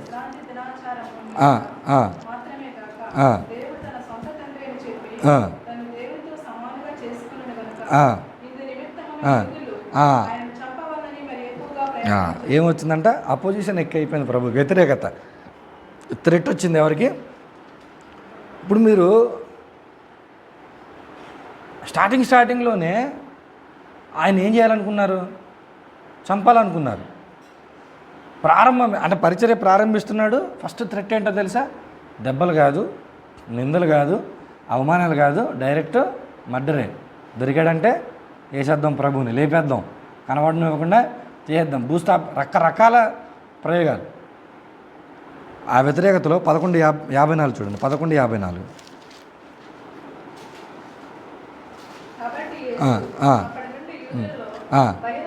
బహిరంగముగా సంచరింపక అక్కడ నుండి అరణ్యమునకు సమీప ప్రదేశంలో ఎఫ్రాయిము ఊరికి వెళ్ళి అక్కడ తన శిష్యులతో కూడా, అంటే ఎంత పెద్ద థ్రెట్ వచ్చిందంటే పబ్లిక్ లైఫ్ పోతుంది ప్రభువుకి. ఏం పోతుంది ఆయనకి? నలుగురిలో కలిసి తిరిగేటువంటి అవకాశం లేకుండా ప్రభువుకి పోతుంది. చివరి అధ్యాయాలు వచ్చేసరికి 12:19 చూడండి. 19లో ఇప్పుడు వాళ్ళ బాధ చూడండి. మన ప్రయత్నం ఎట్టు నిష్ప్రయోజనమైన పోయినావు చూడుడి, లోకము ఆయన వెంట పోయిందని. ఇప్పుడు వీళ్ళ బాధ అంతా ఏంటంటే ప్రజలు ప్రభు పక్షాన వెళ్ళకూడదు. ప్రజలు ఎవరి పక్షాన వెళ్ళకూడదు? ప్రభు పక్షాన. 3 సందర్భాలు చూసాం కదా. మొదటిది చంపడానికి ఆయనకి సిద్ధపడ్డారు. రెండోది ఆయన పబ్లిక్ లైఫ్ రావడానికి స్కోప్ లేదు. మూడోది ప్రజలు ఆయన వెళుతుంటే వీళ్ళు అపోజిషన్ వ్యతిరేకత అంత ఇంత లేదు. ఇన్ని వ్యతిరేకతలో కూడా ప్రభు ఏం చేశాడు తెలుసా? తన పని దాన్ని చేసి. మనకేముందో వ్యతిరేకతలు? మన వ్యతిరేకతలు ఉన్నపోయినా మనం కల్పించుకుంటాం, మన వ్యతిరేకత లేకపోయినా మనం కల్పించుకుంటాం. కాబట్టి ఈ సువార్త ద్వారా, ఈ 12 అధ్యాయాల ద్వారా మనం ఏం అర్థం చేసుకోవాలి? ప్రముఖమైన వ్యక్తులు కనబడుతున్నారు, అద్భుతాలు కనబడుతున్నాయి, పండుగలు కనబడుతున్నాయి, ఆయనకి వ్యతిరేకత కూడా కనబడుతుంది. ఇప్పుడు మీరు ఆలోచన చేయండి, ఈ వ్యతిరేకతల మధ్య ఈయన చేయాలనుకున్న పని ఈయన చేసి తన యొక్క సువార్త పరిచర్యను ఆయన ముగించేశాడు. ఇప్పుడు సెకండ్ పార్ట్కి వెళ్దాం. ఇప్పుడు ఏముంది, అయిపోయిందో చక్కగా దర్జాగా ఆయన పని అయిపోయిందా అని అనుకుంటే, ఆయన ఇప్పుడు ఎక్కడ వచ్చాడంటే కేవలం ఫౌండేషన్ మాత్రమే వేసాడు. ఎక్కడ? మొదటి అధ్యాయం నుంచి కేవలం ఫౌండేషన్ వేసాడు అంతే. ఇప్పుడు చూడండి బిల్డింగ్ కడతాడు ఆయన. ఇప్పుడు బిల్డింగ్ కట్టడం చూద్దాం. మీరు కంగారు పడకండి. ఇప్పుడు బిల్డింగ్ కట్టడానికి ఏం చేద్దామంటే, ఎన్ని అధ్యాయాలు ఉన్నాయి ఇప్పుడు సెకండ్ పార్ట్లో? 5 అధ్యాయాలు. 1 2 3 4 5 అధ్యాయాలు. ఓకేనా? ఇప్పుడు జస్ట్ మీరు రాసుకోండి. 13వ అధ్యాయంలో ఆయన కట్టిన గోడ మాదిరి ఆయన ఏం చూపించాడు తెలుసా? మాదిరి చూపించాడు. ఏం చేశాడు, ఎలా చేశాడని మరి మీ ఇంటికి వెళ్ళి చదవండి. మళ్ళీ అది కూడా చెప్పామంటే మళ్ళీ కష్టం. పాదాలు కడిగాడు ఆయన. పాదాలు కడిగి ఏం చెప్పాడు ఆయన? మాదిరి చూపించాడు 13వ అధ్యాయంలో. 14వ అధ్యాయంలో మొదటి వచనంలోనే ఒక మాట రాయబడింది. ఏమని? కలవరపడకండి అన్నాడు. @ లేకపోతే = సాతాను ప్రవేశం వస్తుంది అక్కడ. ఏమంటాడంటే, ఒరే బాబు కంగారు పడకండి అని చెప్పి చావు కబురు చల్లగా చెప్తాడు. లోకాధికారి వస్తాడు, వాడు మిమ్మల్ని ఏం చేస్తాడు? వేటాడుతాడు. సో మొదటిది ఏంటి? మాదిరి చూపించాడు. 14వ అధ్యాయంలో కలవరపడకండి అని చెప్పి తర్వాత జరిగేటువంటి సాతాను ప్రవేశాన్ని, రంగ ప్రవేశాన్ని చూపించాడు. 15వ వచనంలో మీరు నాకు సాక్ష్యం ఇచ్చేవారు ఉంటాడన్నాడు. మీకు చిన్న టాస్క్ ఏంటంటే, నేను చెప్పిన కీవర్సెస్ అనే తర్వాత మీరు అధ్యాయాలు వెతుక్కోండి. 15వ వచనంలో సాక్ష్యము మీరు నాకు ఇస్తారు అని అన్నాడు. 16వ వచనం వచ్చేసరికి శ్రమలు @ ఒంటరితనం. మీరు అనుభవించేది ఇప్పుడు ఏంటో తెలుసా? ఒంటరితనం. 17వ అధ్యాయం వచ్చేసరికి ముగింపులోకి వచ్చాడు. ఇక ఆయన ప్రార్థన చేశాడు. ఎవరి గురించి? శిష్యుల గురించి. ఇప్పుడు ఈ 5 అధ్యాయాలు చూడండి. శిష్యులను ఆయన సపరేట్ చేసుకున్నాడు. శిష్యులను ఆయన సపరేట్ చేసుకొని వారికి ఇప్పుడు గోడ కడుతున్నాడు. మీరు నేను చూపించిన మాదిరి ప్రకారంగా మీరు చేయాలి. మీరు కలవరపడకండి, సాతాను వస్తాడు. మీరు నాకు సాక్ష్యం ఇచ్చేవారుగా మీరు ఉండాలి. శ్రమలు, ఒంటరితనం మీ దగ్గరికి వస్తాయి. నేను మీకోసం నేను ప్రార్థన చేస్తున్నాను అని చెప్పి ఆయన ఏం చేశాడంటే ఒక బిల్డింగ్ కట్టాడు ఆయన. ఈ సువార్త ఈ సెకండ్ పార్ట్ చదివేటప్పుడు మిమ్మల్ని మీరు ఒక క్వశ్చన్ అడగాలి. మీరు మొదటి పార్ట్లో ఉన్నారా? అంటే 1-12 అధ్యాయం వరకే మీ జీవితం ఉందా? 13-17లో మీ జీవితం ఉందా? మీకు అర్థం కావడానికి అడుగుతా. మొదటి పార్టు సాధారణమైన విశ్వాస జీవితం. సాధారణమైన విశ్వాస జీవితం, అద్భుతాలు, ప్రముఖమైన వ్యక్తులు, ప్రభువుకు వచ్చినటువంటి వ్యతిరేకత, పండుగలు, ఇవి దేనికి సూచన తెలుసు? సాధారణమైన విశ్వాస జీవితం. క్రిస్మస్ పండుగలు చేసుకోవటం, మన మీదకి బీజేపీ వాళ్ళు, ఆర్ఎస్ఎస్ వాళ్ళు వీళ్ళు దాడులు చేయటం సాధారణం, సహజం. అది ఇండియాలో ఉంటే ఇది, మరో దేశంలో ఉంటే మరొకటి. అది సింపుల్ విషయాలు. అవి అసాధారణమైన సంగతులు ఏంటి తెలుసా? 13 నుంచి 17. మనం మొదటి దానికి బలలు గుద్దేస్తుంటాం, అది కాదు. రెండవ సెక్షన్లో యేసు ప్రభువు శిష్యులను ఎలా సిద్ధపరిచాడు అనంటే 12 మందితో, తదనంతరం తమ దగ్గరున్న శిష్యుల సమూహంతో ప్రపంచ దేశాలకు సువార్తను అందించేశాడు. ఆ 12 మంది ఎంత చక్కగా కట్టబడ్డారో తెలుసా? ఈ 13, 17 అధ్యాయాలు ఎంత బాగా కట్టబడ్డారంటే మళ్ళీ మీరు చదవండి. ఆయన చూపిన మాదిరైనా, ఆయన చెప్పిన బోధ అయినా, వాళ్ళు బలపరిచిన విధానమైనా, వారి నిమిత్తం ఆయన చేసిన ప్రార్థన అయినా అది మామూలు ప్రార్థనలు కాదు. అయితే ఒక విషయాన్ని ఇక్కడ ప్రస్తావించాలి ఖచ్చితంగా. మనందరి జీవితంలో కూడా ఈ యోహాను సువార్త చదివేటప్పుడు యేసు ప్రభు చేసిన అద్భుతాలు కానివ్వండి, లేకపోతే గొప్ప గొప్ప వ్యక్తులతో ఆయన మాట్లాడిన విధానం కానివ్వండి, వ్యతిరేకతలు కానివ్వండి, పండుగలు కానివ్వండి, అలాంటప్పుడు మనకు ఆయనపై నమ్మకం ఉండడం పెద్ద విషయం కాదండి. అలాంటప్పుడు నమ్మకం ఉండడం పెద్ద, ఈ 13 నుంచి 17 సందర్భాలలో విశ్వాసం ఉంటుంది. చూడు, నేను మిమ్మల్ని వదిలేసి వెళ్ళిపోతాను, సాతాను వస్తాడు, ఇక నుంచి మీరు ఒంటరిలో అయిపోతారు, మీరు నా కోసం సాక్ష్యం చెప్పాలి, నేను మీ గురించి ప్రార్థన చేస్తున్నాను. ఈ సందర్భాల్లో యేసు ప్రభు పైన విశ్వాసం ఉంచడం చాలా కష్టం. అది ఉంచారు ఎవరు తెలుసా? శిష్యులు. అందులో ఒక ఆయన ఎవరు తెలుసా? యోహాను. ఇప్పుడు ఆయన బయటకు వచ్చి వాళ్ళ ట్రైనింగ్ సెషన్లో జరిగినటువంటి విషయాలన్నీ రాసుకుంటూ వచ్చాడు. ఈ యొక్క 13, 17 నుంచి వాళ్ళు ఎలా ట్రైన్ అయ్యారో, దేవుడు వాళ్ళని ఎలా ట్రైన్ చేశాడో, వాళ్ళ ఎమోషన్స్ ఏంటో, వాళ్ళ బాండింగ్ ఏంటో, వాళ్ళ రిలేషన్షిప్ ఏంటో, యేసు ప్రభుతో వాళ్ళకున్న సంబంధ బాంధవ్యం ఏంటో. అప్పుడు మీరు ఈ 13, 17 ఎలా చదవాలంటే కొంచెం లిటిల్ బిట్ ఆఫ్ ఎమోషన్తో చదవాలి. దేంతో చదవాలి? కొంచెం బాగా ఉద్రేకాలతో మనం చదవాలి. మనం ఎలా చదువుతాం?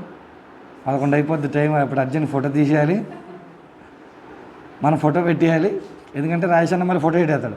రాయసన్న ఫోటో పెడితే మళ్ళీ ఫోటో వీళ్ళు పెట్టడం పాపంలా భావిస్తున్నారు మీరు. ఆయన పెడితే మళ్ళీ ఆయన అంటాడు, నేను కూడా రాసి నేను పెడతాను ఆయన అంటుంటాడు. అంటే వింటుంటాను అంతే. నేను కొంచెం లిటిల్ బిట్ ఆఫ్ ఎమోషన్ ఎప్పుడు చదువుతారు? ఒక 10 సంవత్సరాలు వెనక్కి వెళ్తే దుబాయ్ నుంచి లెటర్ వచ్చినప్పుడు ఎలా చదివాలి మీరు? ప్రియమైన రాజీ అక్కకు అశోక్ అనబడే నేను ఈ దుబాయ్ నుంచి రాయొచ్చిన లేక ఏమనగా నేను క్షేమమే, నువ్వు క్షేమమా అంటే జల కన్నీరు రాలిపోద్దా? అంటే ఒక వ్యక్తితో మనకి ఎమోషన్ బాండింగ్ ఉన్నప్పుడు ఎలా ఆ ఫీలింగ్స్ వస్తాయో ఇక్కడ డిస్కషన్ జరుగుతుంది. నేను వదిలే వెళ్ళిపోతాను మిమ్మల్ని, నేను వదిలే వెళ్ళిపోతే మీరు ఒంటరిలో అయిపోతారు, మళ్ళీ మీరు బాధపడకండి. మళ్ళీ ఎవరు వస్తారు? పరిశుద్ధాత్మ దేవుడు. అంటే ఒక చిన్న పిల్లలతో ప్రభువు మాట్లాడుతున్నట్టుగా. ఇంతకీ యోహాను ఏం చేసేవాడు తెలుసా? చేపలు చేసేవాడు కూడా కాదు, చేపలు పట్టుకునేవాడు. చేపలు పట్టుకొని చేపలు అమ్ముకునేవాళ్ళు బ్యాచ్ ఇది. ఇలాంటి ఆయన చేపలు పట్టుకొని చేపలు అమ్ముకునేటువంటి ఆయన అంత నెరేటివ్గా, అంత ఎమోషనల్గా రాయటం అనేది అంత సామాన్యమైన విషయం కాదు. పరిశుద్ధాత్మ దేవుడి ప్రాధాన్యత ఎంత ఉంటుందో మనిషి యొక్క భావోద్రేకం కూడా అంతే ఉంటుంది బైబిల్ రాయటంలో. లేకపోతే దేవుడు ఎవరినైనా తీసుకొచ్చి రాయించవచ్చు, వాళ్ళని ఎందుకు రాయించాడు? అర్థమైనా? ఇప్పుడు పరిశుద్ధాత్మ దేవుడు వాక్యాన్ని రాయించింది ఎంత సత్యమో దాన్ని మన భావోద్రేకంతో చదవటం కూడా అంతే సత్యం. ఎమోషనల్గా మనం చదివితే అందులో ఉన్న సత్యాలు ఇంకొంచెం డెప్త్గా మనకు అర్థం. మనం అర్జెంటుగా అయిపోయి యోహాను సువార్త అని చదివామనుకో ఏం ఉండదు. అర్థమైంది? ఇప్పుడు మీరు భోజనం పెట్టారనుకో, ఫుల్గా తినేసి కామ్కి వెళ్ళిపోయినట్టు ఎలా ఉంటుంది? అదే ఫిష్ బిర్యానీ బాగుందని నేను 4-5 సార్లు చెప్పినట్టు ఎలా ఉంటుంది? ఇప్పుడు గుర్తుంటుంది. అర్థమైందా? ఎమోషన్ ఉండాలి ఏది చదివేటప్పుడు. 13, 17 అధ్యాయాలు 2 పార్ట్లు మనం చూసాం. మొదటి పార్ట్ ఆయన సమాజ జీవితం, రెండవ పార్ట్ ఆయన అంతరంగిక జీవితం. అంటే ఆంతర్యాన్ని గ్రహించి మనం చదవాలి. ఇక్కడ యేసు ప్రభు ఆంతర్యం ఏంటి, తర్వాత శిష్యుల యొక్క ఆంతర్యం ఏంటి? మూడో భాగంలోనికి వెళ్దాం. 18, 19. 18, 19కి రాగానే ఇక్కడ జరిగినటువంటి ఒక పని ఏంటి తెలుసా? వెంటనే వీళ్ళు అరెస్టు చేసేశారు. ఎవరిని? యేసుప్రభు. అరెస్ట్ చేసినటువంటి బందీ అయినటువంటి సందర్భాల్లో 3 విషయాలు నేర్చుకోవాలండి. ఈ అరెస్ట్ సందర్భంలో 3 విషయాలు ప్రాముఖ్యం. 19వ వచనం చూద్దాం. 18, 19వ వచనం.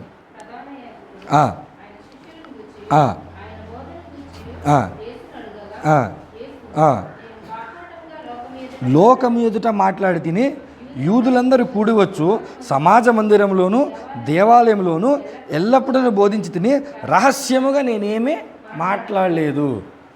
ఇక్కడ ఎవరు చెప్తున్న మాట? యేసు ప్రభువుని అరెస్ట్ చేసిన తర్వాత కోర్టులో వాదిస్తున్నాడు ఆయన. ఎలా వాదిస్తున్నాడు తెలుసా? ఏమైనా నువ్వేమైనా తప్పు చేసావయ్యా అంటే, మీరు ఎంక్వైరీ చేసుకోండి, సిబిఐ ఎంక్వైరీ చేసుకోండి అయ్యా అంటలేదు ఆయన. నేను బోధించాను. ఎప్పుడు బోధించాడంట? ఎల్లప్పుడు. నేను ఎక్కడ బోధించాను తెలుసా? రహస్యంగా నేనేమీ బోధించలేను. ఇప్పుడు ప్రశ్న అడుగుతాను నేను, నువ్వు నన్ను అడగనేలా?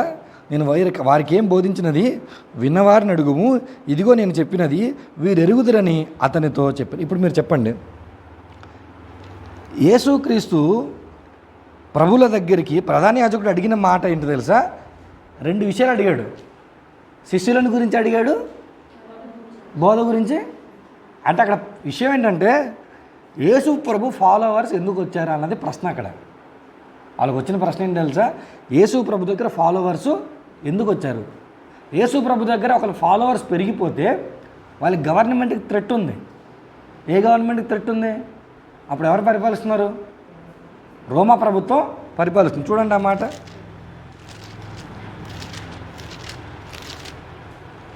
11వ అధ్యాయము 48వ వచనం. 11:48.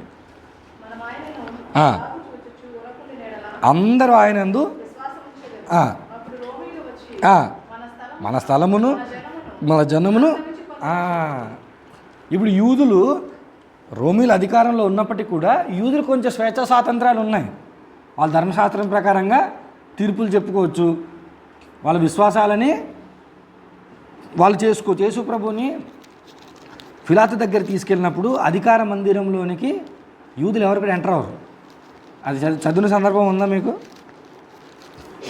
18లో చూడండి. 18:28. అప్పుడు ఉదయమాయను గనుక వారు మైలపడకుండా పస్కాను భుజింపవలనని అధికార మందిరంలోనికి వెళ్ళలేదు. అప్పుడు పిలాతు ఏం చేశాడు? బయట ఉన్నారు. ఎవరు బయటకు వచ్చారు? అధికార మందిరంలో నుంచి పిలాతు.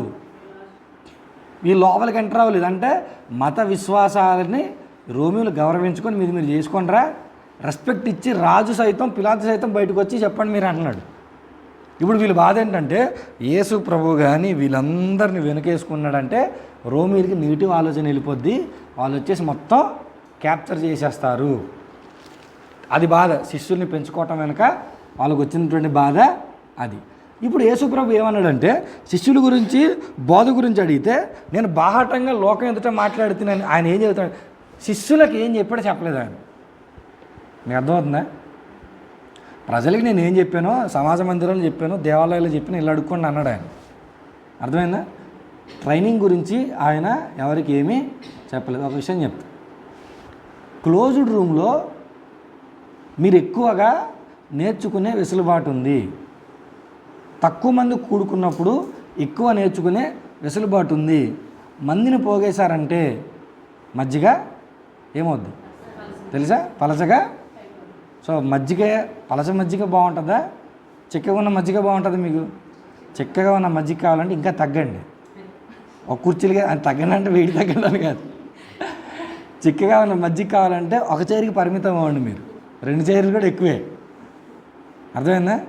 యేసుప్రభు ఏం చెప్తున్నాడంటే వెళ్ళి అడగ. ఎందుకంటే పబ్లిక్ లైఫ్లోకి ఆయన చెప్పినవన్నీ జనరల్ విషయాలు, ప్రైవేట్ లైఫ్లో శిష్యులది చెప్పిన విషయాలు డెప్త్ విషయాలు. ఆ డెప్త్ విషయాలు కట్టి ప్రపంచాన్ని వీళ్ళు రోమా ప్రభుత్వం వచ్చి ఆక్రమించుకుంటారంటే యేసుప్రభు ప్రపంచాన్ని ఆక్రమించేసాడు. అర్థమైందా? యూదుల బుర్ర ఏమో ఇంత ఉంది, అందులో యేసుప్రభు బుర్ర ఇంత ఉంది. ఆ బుర్ర ఏం చేసింది? 12 మందిని పక్కనెట్టుకొని 150 మందిని పక్కనెట్టుకొని మీరు ప్రపంచానికి ఏం చేయాలో ఆ రోజుల్లోనే గ్లోబల్గా మనం ఏం చేయాలో. కాబట్టి మొదటి విషయం ఏం చూడాలంటే ఈ 19 ప్రభు దగ్గర మనం నేర్చుకోవాల్సింది ఒకటి ఏంటంటే తెలుసా? పబ్లిక్ లైఫ్లో కాదు, ప్రైవేట్ లైఫే క్రిస్టియానిటీకి ఎక్కువ ఇంపార్టెంట్. అర్థమైందా? మళ్ళీ చెప్తా, డేట్లు ఖాళీ లేకుండా తిరుగుతుంటే గొప్ప కాదు, అలాగని ఇంట్లో ఖాళీ కూర్చుంటే కూడా గొప్ప కాదు. ఎంత సమయం వ్యక్తిగతంగా ప్రార్థనలో, వాక్య ధ్యానంలో, మనం అనుకుంటున్న వ్యక్తిగత మినిస్ట్రీలో గడుపుతున్నామన్నది చాలా ఇంపార్టెంట్. అర్థమైంది మీకు? బయటికి కనబడాలనేటువంటి ఆలోచన ఎంత తక్కువ ఉంటే అంత మంచిది. దేవుడు తీసుకెళ్ళినప్పుడు మనం ఏం చేయలేము, అది వేరే విషయం. ఆయన అవసరం అన్నప్పుడు తీసుకెళ్తుంటాడు, దానికి కూడా మనం తప్పట్టాం. కానీ మనం ఎక్కువగా ఆంతర్య జీవితాన్ని, అంతరంగిక జీవితాన్ని గడపడానికి మనం ఎక్కువగా ప్రయాసపడాలి. ఇది ఇందులో ప్రభు అరెస్ట్ అయినప్పుడు నేర్చుకోవాల్సినటువంటి ఒక సారాంశం. 18:36 చూడండి. నా రాజ్యము లోక సంబంధమైనది కాదు, నా రాజ్యం ఈ లోక సంబంధమైనది అయితే నేను యూదులకు అప్పగింపబడకున్నట్లు నా సేవకులు పోరాడుదురు, కానీ నా రాజ్యము ఇహ సంబంధమైనది కాదు. యేసుక్రీస్తు ప్రభుల వారు మళ్ళీ చెప్పినటువంటి మాట ఏంటంటే, ఈ గవర్నమెంట్ని పడగొట్టడానికి భారతదేశంలో లేకపోతే ఇతర దేశాల్లో క్రైస్తవ రాజులుగా ఉండటం దేవుని యొక్క ఉద్దేశం, క్రైస్తవ ఉద్దేశం కానే. అర్థమైంది మీకు? మన ఉద్దేశాలు రాజ్యాలను పరిపాలించటం కాదు, మన రాజ్యం ఇహ సంబంధమైనది కాదు. అది డిక్లేర్ చేశాడు ఆయన. నా రాజ్యం ఇహ సంబంధమైనది కాదని సమాజంలో చెప్పినా దానికి విలువ ఉండదు, తర్వాత శిష్యుల దగ్గర చెప్పినా దానికి విలువ ఉండదు. ఎవరి దగ్గర చెప్పాలి తెలుసా? కోర్టు దగ్గర చెప్పాలి. కొన్నిసార్లు మన పోలీస్ స్టేషన్కి వెళ్ళటం, కొన్నిసార్లు కోర్టులకు వెళ్ళటం కూడా ప్రభు చిత్తమే. అర్థమైందా?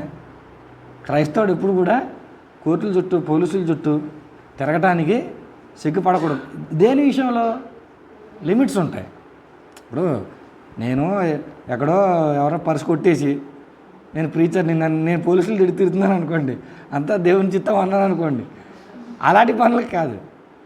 నేను క్రైస్తవుడినందుకు, వాక్యానుసారంగా బ్రతుకుతున్నందుకు, వాక్యానుసారంగా మళ్ళీ నా ప్రసంగంలో పొరపాటు చేసి నేను పోలీస్ స్టేషన్కి వెళ్ళటం కూడా ప్రభు చిత్తం కాదు, అది నా వ్యక్తిగత తప్పు. అంటే నేను ఉద్రేకంగా మీరు ఉన్నారు కదా రెచ్చిపోయాను అనుకోండి, అది పైకి వెళ్తుంది, వాళ్ళు వచ్చి నన్ను పైకి తీసుకెళ్తారు. అలాంటికి కాదు, జనరల్గా యూజువల్గా బైబిల్ పరంగా కూడా మనం ఉంటున్నప్పుడు కూడా పొరపాటు జరిగినప్పుడు. సో యేసు ప్రభు ఏం చెప్తున్నాడంటే, నా రాజ్యం ఈ లోక సంబంధమైనది. కోర్టు దగ్గరుండి మాట్లాడుతున్నాడు ఆయన, అధికారి దగ్గరుండి. నా సేవకులు ఉన్నారు, కానీ వాళ్ళు ఏం చేయరు, పోరాటం చెయ్యరు.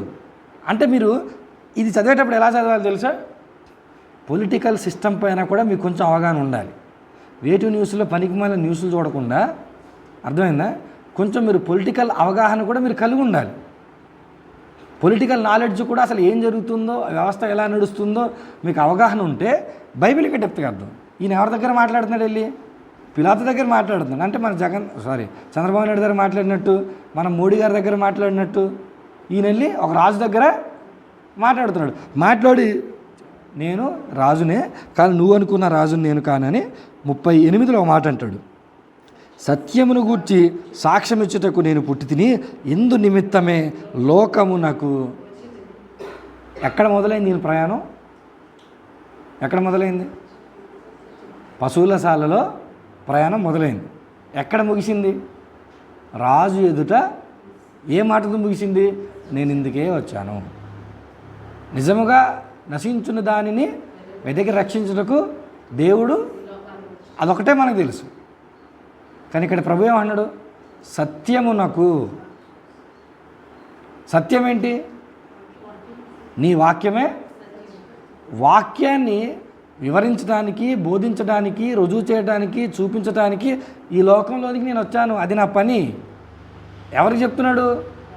రాజు. అయ్యా నేను వచ్చిన పని ఏంటంటే రాజ్యాలకు అడ్డానికి కాదయ్యా, ప్రభుత్వాలు కూల్చడానికి కాదయ్యా, నా పని నాకుంది అని చెప్పి ఆయన అంటే మొదటి విషయం ఏంటంటే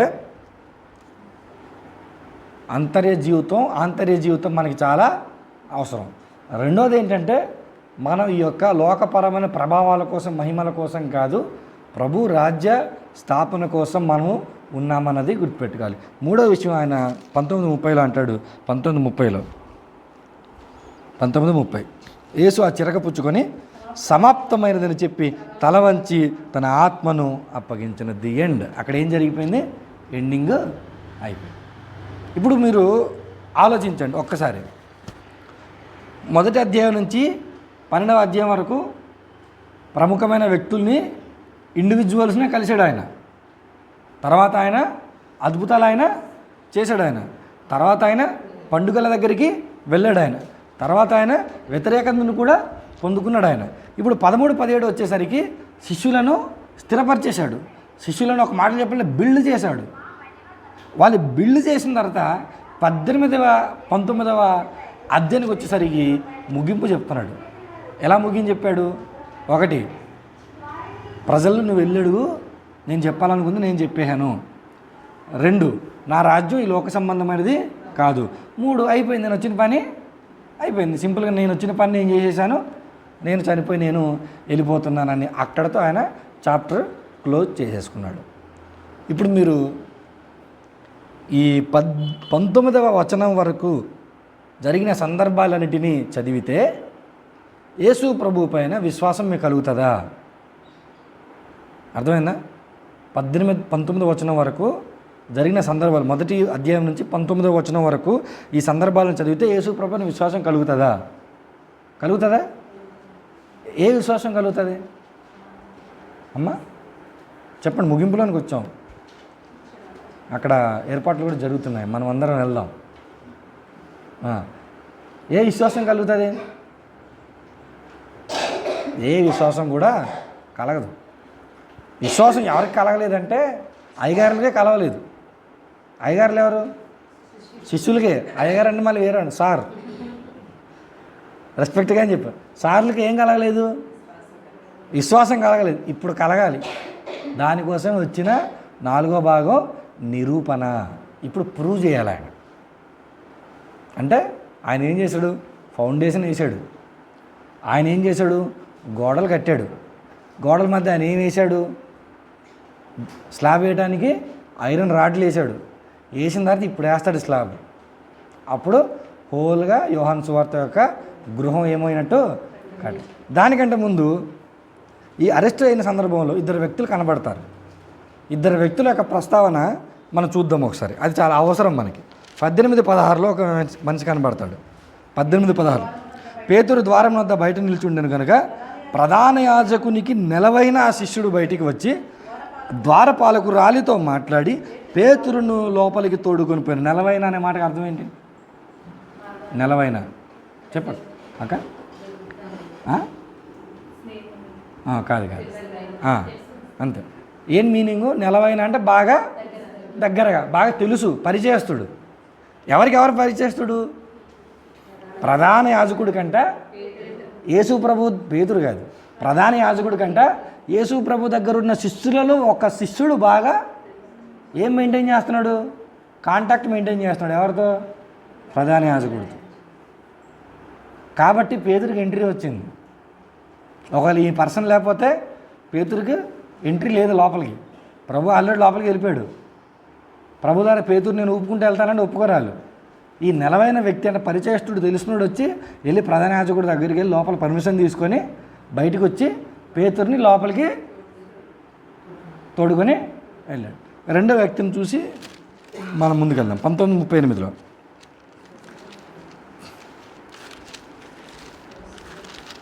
అటు తర్వాత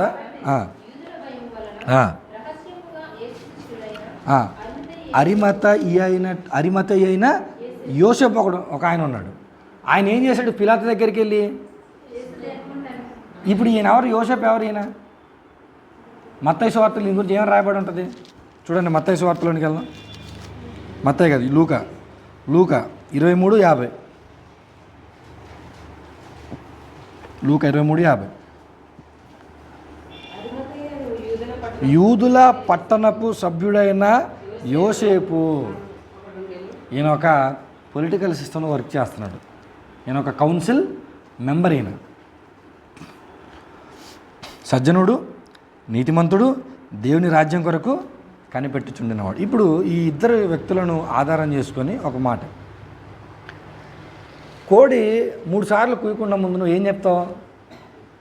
అది ఏం చెప్తావు, నువ్వు నాకు తెలియదన్న మాట నువ్వు చెబుతావు. ఎవరంటారు ఆ మాట? యేసుప్రభు పేతురుతో. పేతురు ఇప్పుడు నాకు తెలియదు, యేసుప్రభు గారు నాకు తెలియదు అని చెప్పాలి. పేతురు ఎక్కడికి వెళ్ళాలి? లోపలికి వెళ్ళాలి. పేతురు లోపలికి వెళ్ళాలంటే పేతురికి ఎవరు సహకరించాలి?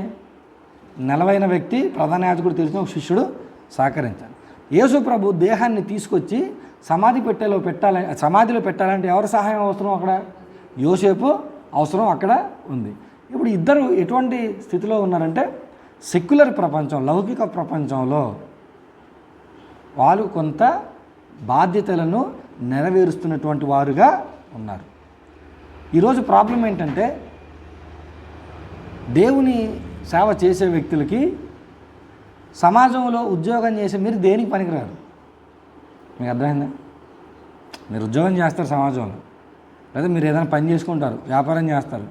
సేవ చేసే వాళ్ళకి మీరు ఎలా సహకరిస్తారు? ఇప్పుడు అంత తక్కువ ఉన్నారనుకో, మెడికల్ డిపార్ట్మెంట్లో పని చేస్తారు. ఏం చేయాలి? 4 పారాసిటమాల్ పక్కన పెట్టి మెడికల్ క్యాంప్కి తీసుకెళ్ళి తెచ్చివ్వాలి. ఇప్పుడు శ్రేయ ఉందనుకో, రోడ్లు ఎక్కడెక్కడ ఉన్నాయో ఆ రోడ్లు ఎవరెవరు ఉంటారో అది చెప్పాలి. డేటా సర్వే డేటా ఇవ్వగలాలి. అలా సమాజంలో పనిచేసాలని ఉపయోగించుకోవడం సేవకుడికి రాలేదు, ఉపయోగపడాలన్న ఆలోచన మనకి రాలేదు. అందుకే చర్చి లోకం సపరేట్ అయింది. బట్ ఇక్కడ మీరు చూడండి, బయటిలు ఏ పని చేస్తున్నా దేవుని రాజ్య స్థాపన కొరకు వాళ్ళ పాత్ర పోషించేవాళ్ళు. ప్రతివాడు సహకరించండి, డబ్బులు ఇచ్చేయకూడదు. నేను మనం చెప్పాను కదా, డబ్బులు ఈజ్ ద లీస్ట్ థింగ్ మనం ఇచ్చే దేవుని సేవ. వెరీ లీస్ట్ అనమాట, వెరీ చీప్. డబ్బులు వెరీ చీప్ మన సేవకు ఇచ్చేదాన్ని. కానీ మీరు ఏ పనులు చేసుకుంటున్నా, ఏ స్థితిలో ఉన్నా మిమ్మల్ని మీరు క్వశ్చన్ చేసుకోవాలి. ఏం క్వశ్చన్ చేసుకోవాలి? నేను ఎలాగా ఉపయోగపడుతాను రాజ్యస్థాపనకి? యోహాను అది చూపిస్తున్నాడు.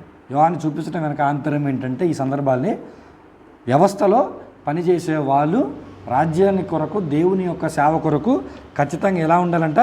పని చేసేటువంటి వారుగా ఉండాలి. అటువంటి ప్రాముఖ్యమైన వ్యక్తులు. ఇప్పుడు మీరు చూడండి, మొదటి దశలో మనం చూసినటువంటి ప్రముఖమైన వ్యక్తులు ఎలా ఉన్నారు?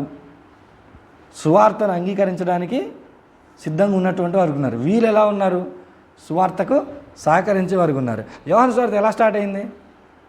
దేవుడు ప్రేమతో స్టార్ట్ అయింది. ఎలా ఎండ్ అయింది? దేవుడు మనుషుల్ని. ఇప్పుడు వీళ్ళిద్దరిని ఎలా తీసుకుందాం? అరిమతే యోసేపు యేసుప్రభుని ప్రేమించిన వ్యక్తే, నలవైనటువంటి వాడు యేసుప్రభుని ప్రేమించిన వ్యక్తి. ఇప్పుడు ప్రేమించిన వ్యక్తులు ఏం చేశారు? పనులు చేశారు. ఇప్పుడు చూద్దాం, చివరి భాగంలోకి వెళ్ళిపోదాం. 4వ భాగం ఏమనుకున్నాం? నిరూపణ 20వ అధ్యాయం 9వ వచనాన్ని చూద్దాం. ఆయన మృతులలో నుండి లేచుట అగత్యమను లేఖనము వారికి ఇంకా అర్థం అవ్వలేదంట. అందుకే నాకు చెప్పాను కదా, 19 వచనాల వరకు జరిగిన సందర్భాలను బట్టి మనకు విశ్వాసమే వచ్చేది. ఆయన మృతులలో నుండి లేవాలి. ఆయన ఇందులో నుంచి లేవాలి. అది ఎవరికి అర్థం అవ్వలేదు? వాళ్ళకే అర్థం అవ్వలేదు. వాళ్ళు ఏమనుకున్నారు? అర్థం చేసుకోలేదు. అప్పటికే వాళ్ళు గ్రహించలేదంట. వాళ్ళు అప్పటికే అర్థం చేసుకోలేదట. అర్థం చేసుకోలేదు కాబట్టి ఇప్పుడు మళ్ళీ ఆయన ఏం చేశాడు తెలుసు? ప్రూవ్ చేసుకోవాల్సిన పరిస్థితి వచ్చింది. ఎలా ప్రూవ్ చేసుకున్నాడు? ఎన్ని సందర్భాల్లో కనబడ్డాడు?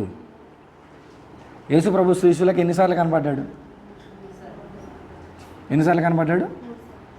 ఎక్కడ కనబడ్డాడు? 3 సార్లు. రాయబడిన మాట ఏమో 21:14 ఏమనుంది? యేసు మృతులలో నుండి లేచిన తర్వాత శిష్యులకు ప్రత్యక్షమైనది ఎన్నిసార్లు? 3 times. ఫస్ట్ ఎవరికి కనబడ్డాడు? ఫస్ట్ ఒక స్త్రీకి. అందుకే హ్యాపీ ఉమెన్స్ డే. చివరికి వచ్చి మీకే అక్క మన్నాన్నలు కూడా మాట గుర్తున్నాయి. సాతాను ఎవరితో మాట్లాడాడు?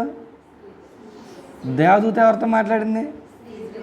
గలతీ పత్రికలో 2 నిబంధనలు ఉంటాయి. ఆ నిబంధనలు ఎవరితో పోల్చబడింది?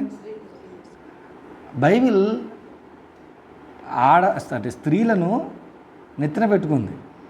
అర్థమైందా మీకు? మనమేమో చిన్న చూపు చూస్తున్నారు, సంఘంలో మాట్లాడినవారు, మనం అక్కడే ఆగిపోతాం. కానీ బైబిల్ స్త్రీలను ఎక్కడ పెట్టుకుంది? కానీ ఆ నెత్తి ఎవరిది? క్రీస్తుది. నెత్తి నెట్టుకున్నాం కదా అని చెప్పి మళ్ళీ విరవేయటానికి లేదు. మళ్ళీ ఆయన ఏం చేస్తున్నాడు అని అంటే, స్త్రీలను 2 నిబంధనలతో పోల్చాడు. మొదటి సాతాను మాట్లాడింది, తర్వాత దేవుని దూత మాట్లాడింది. అయితే మగ్దలేనే మరియకు కనబడ్డాడు. అయితే ఇక్కడ 4 సార్లు కూడా ప్రభువు కనబడి ఏం చేశాడు? రుజువుపరుచుకున్నాడు. అయితే ఒక విషయం, 4 సందర్భాల్లో కూడా కనబడి రుజువుపరుచుకోవడానికి గల ఒకే ఒక కారణం ఏంటంటే వారిలో ఏం రావాలి? విశ్వాసం రావాలి. ముందు మగ్దలేనే మరియ కనబడ్డా, పేతురు కనబడ్డా, జాన్ డేవిడ్ అన్న కనబడ్డా, ఎవరు కనబడ్డాడు అన్నది ప్రాముఖ్యం కాదు. కనబడింది ఎందుకు? ఆయన పైన విశ్వాసము ఉంచటానికి.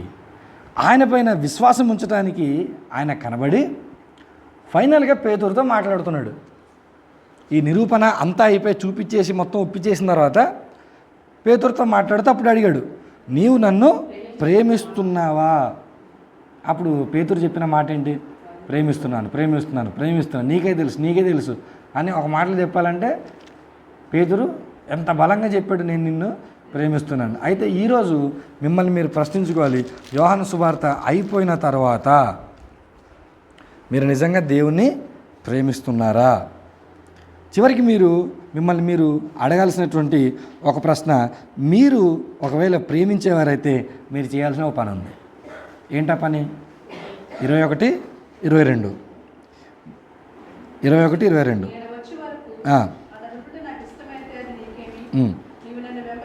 నీవు నన్ను వెంబడించుమనెను. 19లో కూడా నన్ను వెంబడించు. ఇప్పుడు మనం చేయాల్సినటువంటి ఒక పని ఏంటో తెలుసా? మనము వెంబడించాలి. ఎవరిని వెంబడించాలి? యేసుక్రీస్తు ప్రభుల వారిని మనం వెంబడించాలి. ఓవరాల్గా ఈ సువార్త స్టడీ అంతా అయిపోయిన తర్వాత అవుట్పుట్ ఏమవ్వాలి? నేను ఇప్పుడు యేసు ప్రభువుని వెంబడించాలి. ఆ అవుట్పుట్ రాకుండా ఎన్నిసార్లు చదివినా ఎగ్జామ్ రాయిపోతే ఏమైనా ఉపయోగం? 10th క్లాస్ నేను 10 సంవత్సరాలు చదివి ఒక్క పబ్లిక్ ఎగ్జామ్ కూడా రాయిపోతే ఉపయోగం లేదు. కాబట్టి ఈ 4 భాగాలు, మొదటి భాగంలో ఆయన సమాజ జీవితాన్ని చూసాం, రెండవ భాగంలో ఆయన అంతరంగిక జీవితాన్ని చూసాం, మూడో భాగంలో ఆయన బందీ అయిన సందర్భాలు చూసాం, 4వ భాగంలో తనను తాను నిరూపించుకున్నాడు. ఇంత ప్రయాస ఎందుకు పడ్డాడు అనంటే నీవు ఆయన్ని ప్రేమించాలి, నీవు ఆయన్ని వెంబడించాలి. ఇప్పుడు ఒక ప్రశ్న, ముగింపు ప్రశ్న ఇది, ఆయన్ని ఎలా వెంబడించాలి? ఏం ప్రశ్న ఇది? ముగింపు ప్రశ్న ఇది. ఆయన్ని ఎలా వెంబడించాలి? అప్పుడు మీరు అపొస్తల కార్యాలు చదివితే ఆయన ఎలా వెంబడించాలో అపొస్తల కార్యాలు రాసినటువంటి ఎవరు చెప్తారు? ఆయన లూకా గారు చెప్తారు. ఆయన మీరు చదివి ఆయన దగ్గర సమాధానాలు తీసుకోండి. తల వంచండి, చిన్న ప్రార్థన చేసుకుందాం. ప్రార్థన చేసుకొని ముగించుకుందాం. మళ్ళీ అపొస్తల కార్యాలు చెప్తానని కాదు, ఓకేనా? చిన్న ప్రార్థన చేసుకుందాం.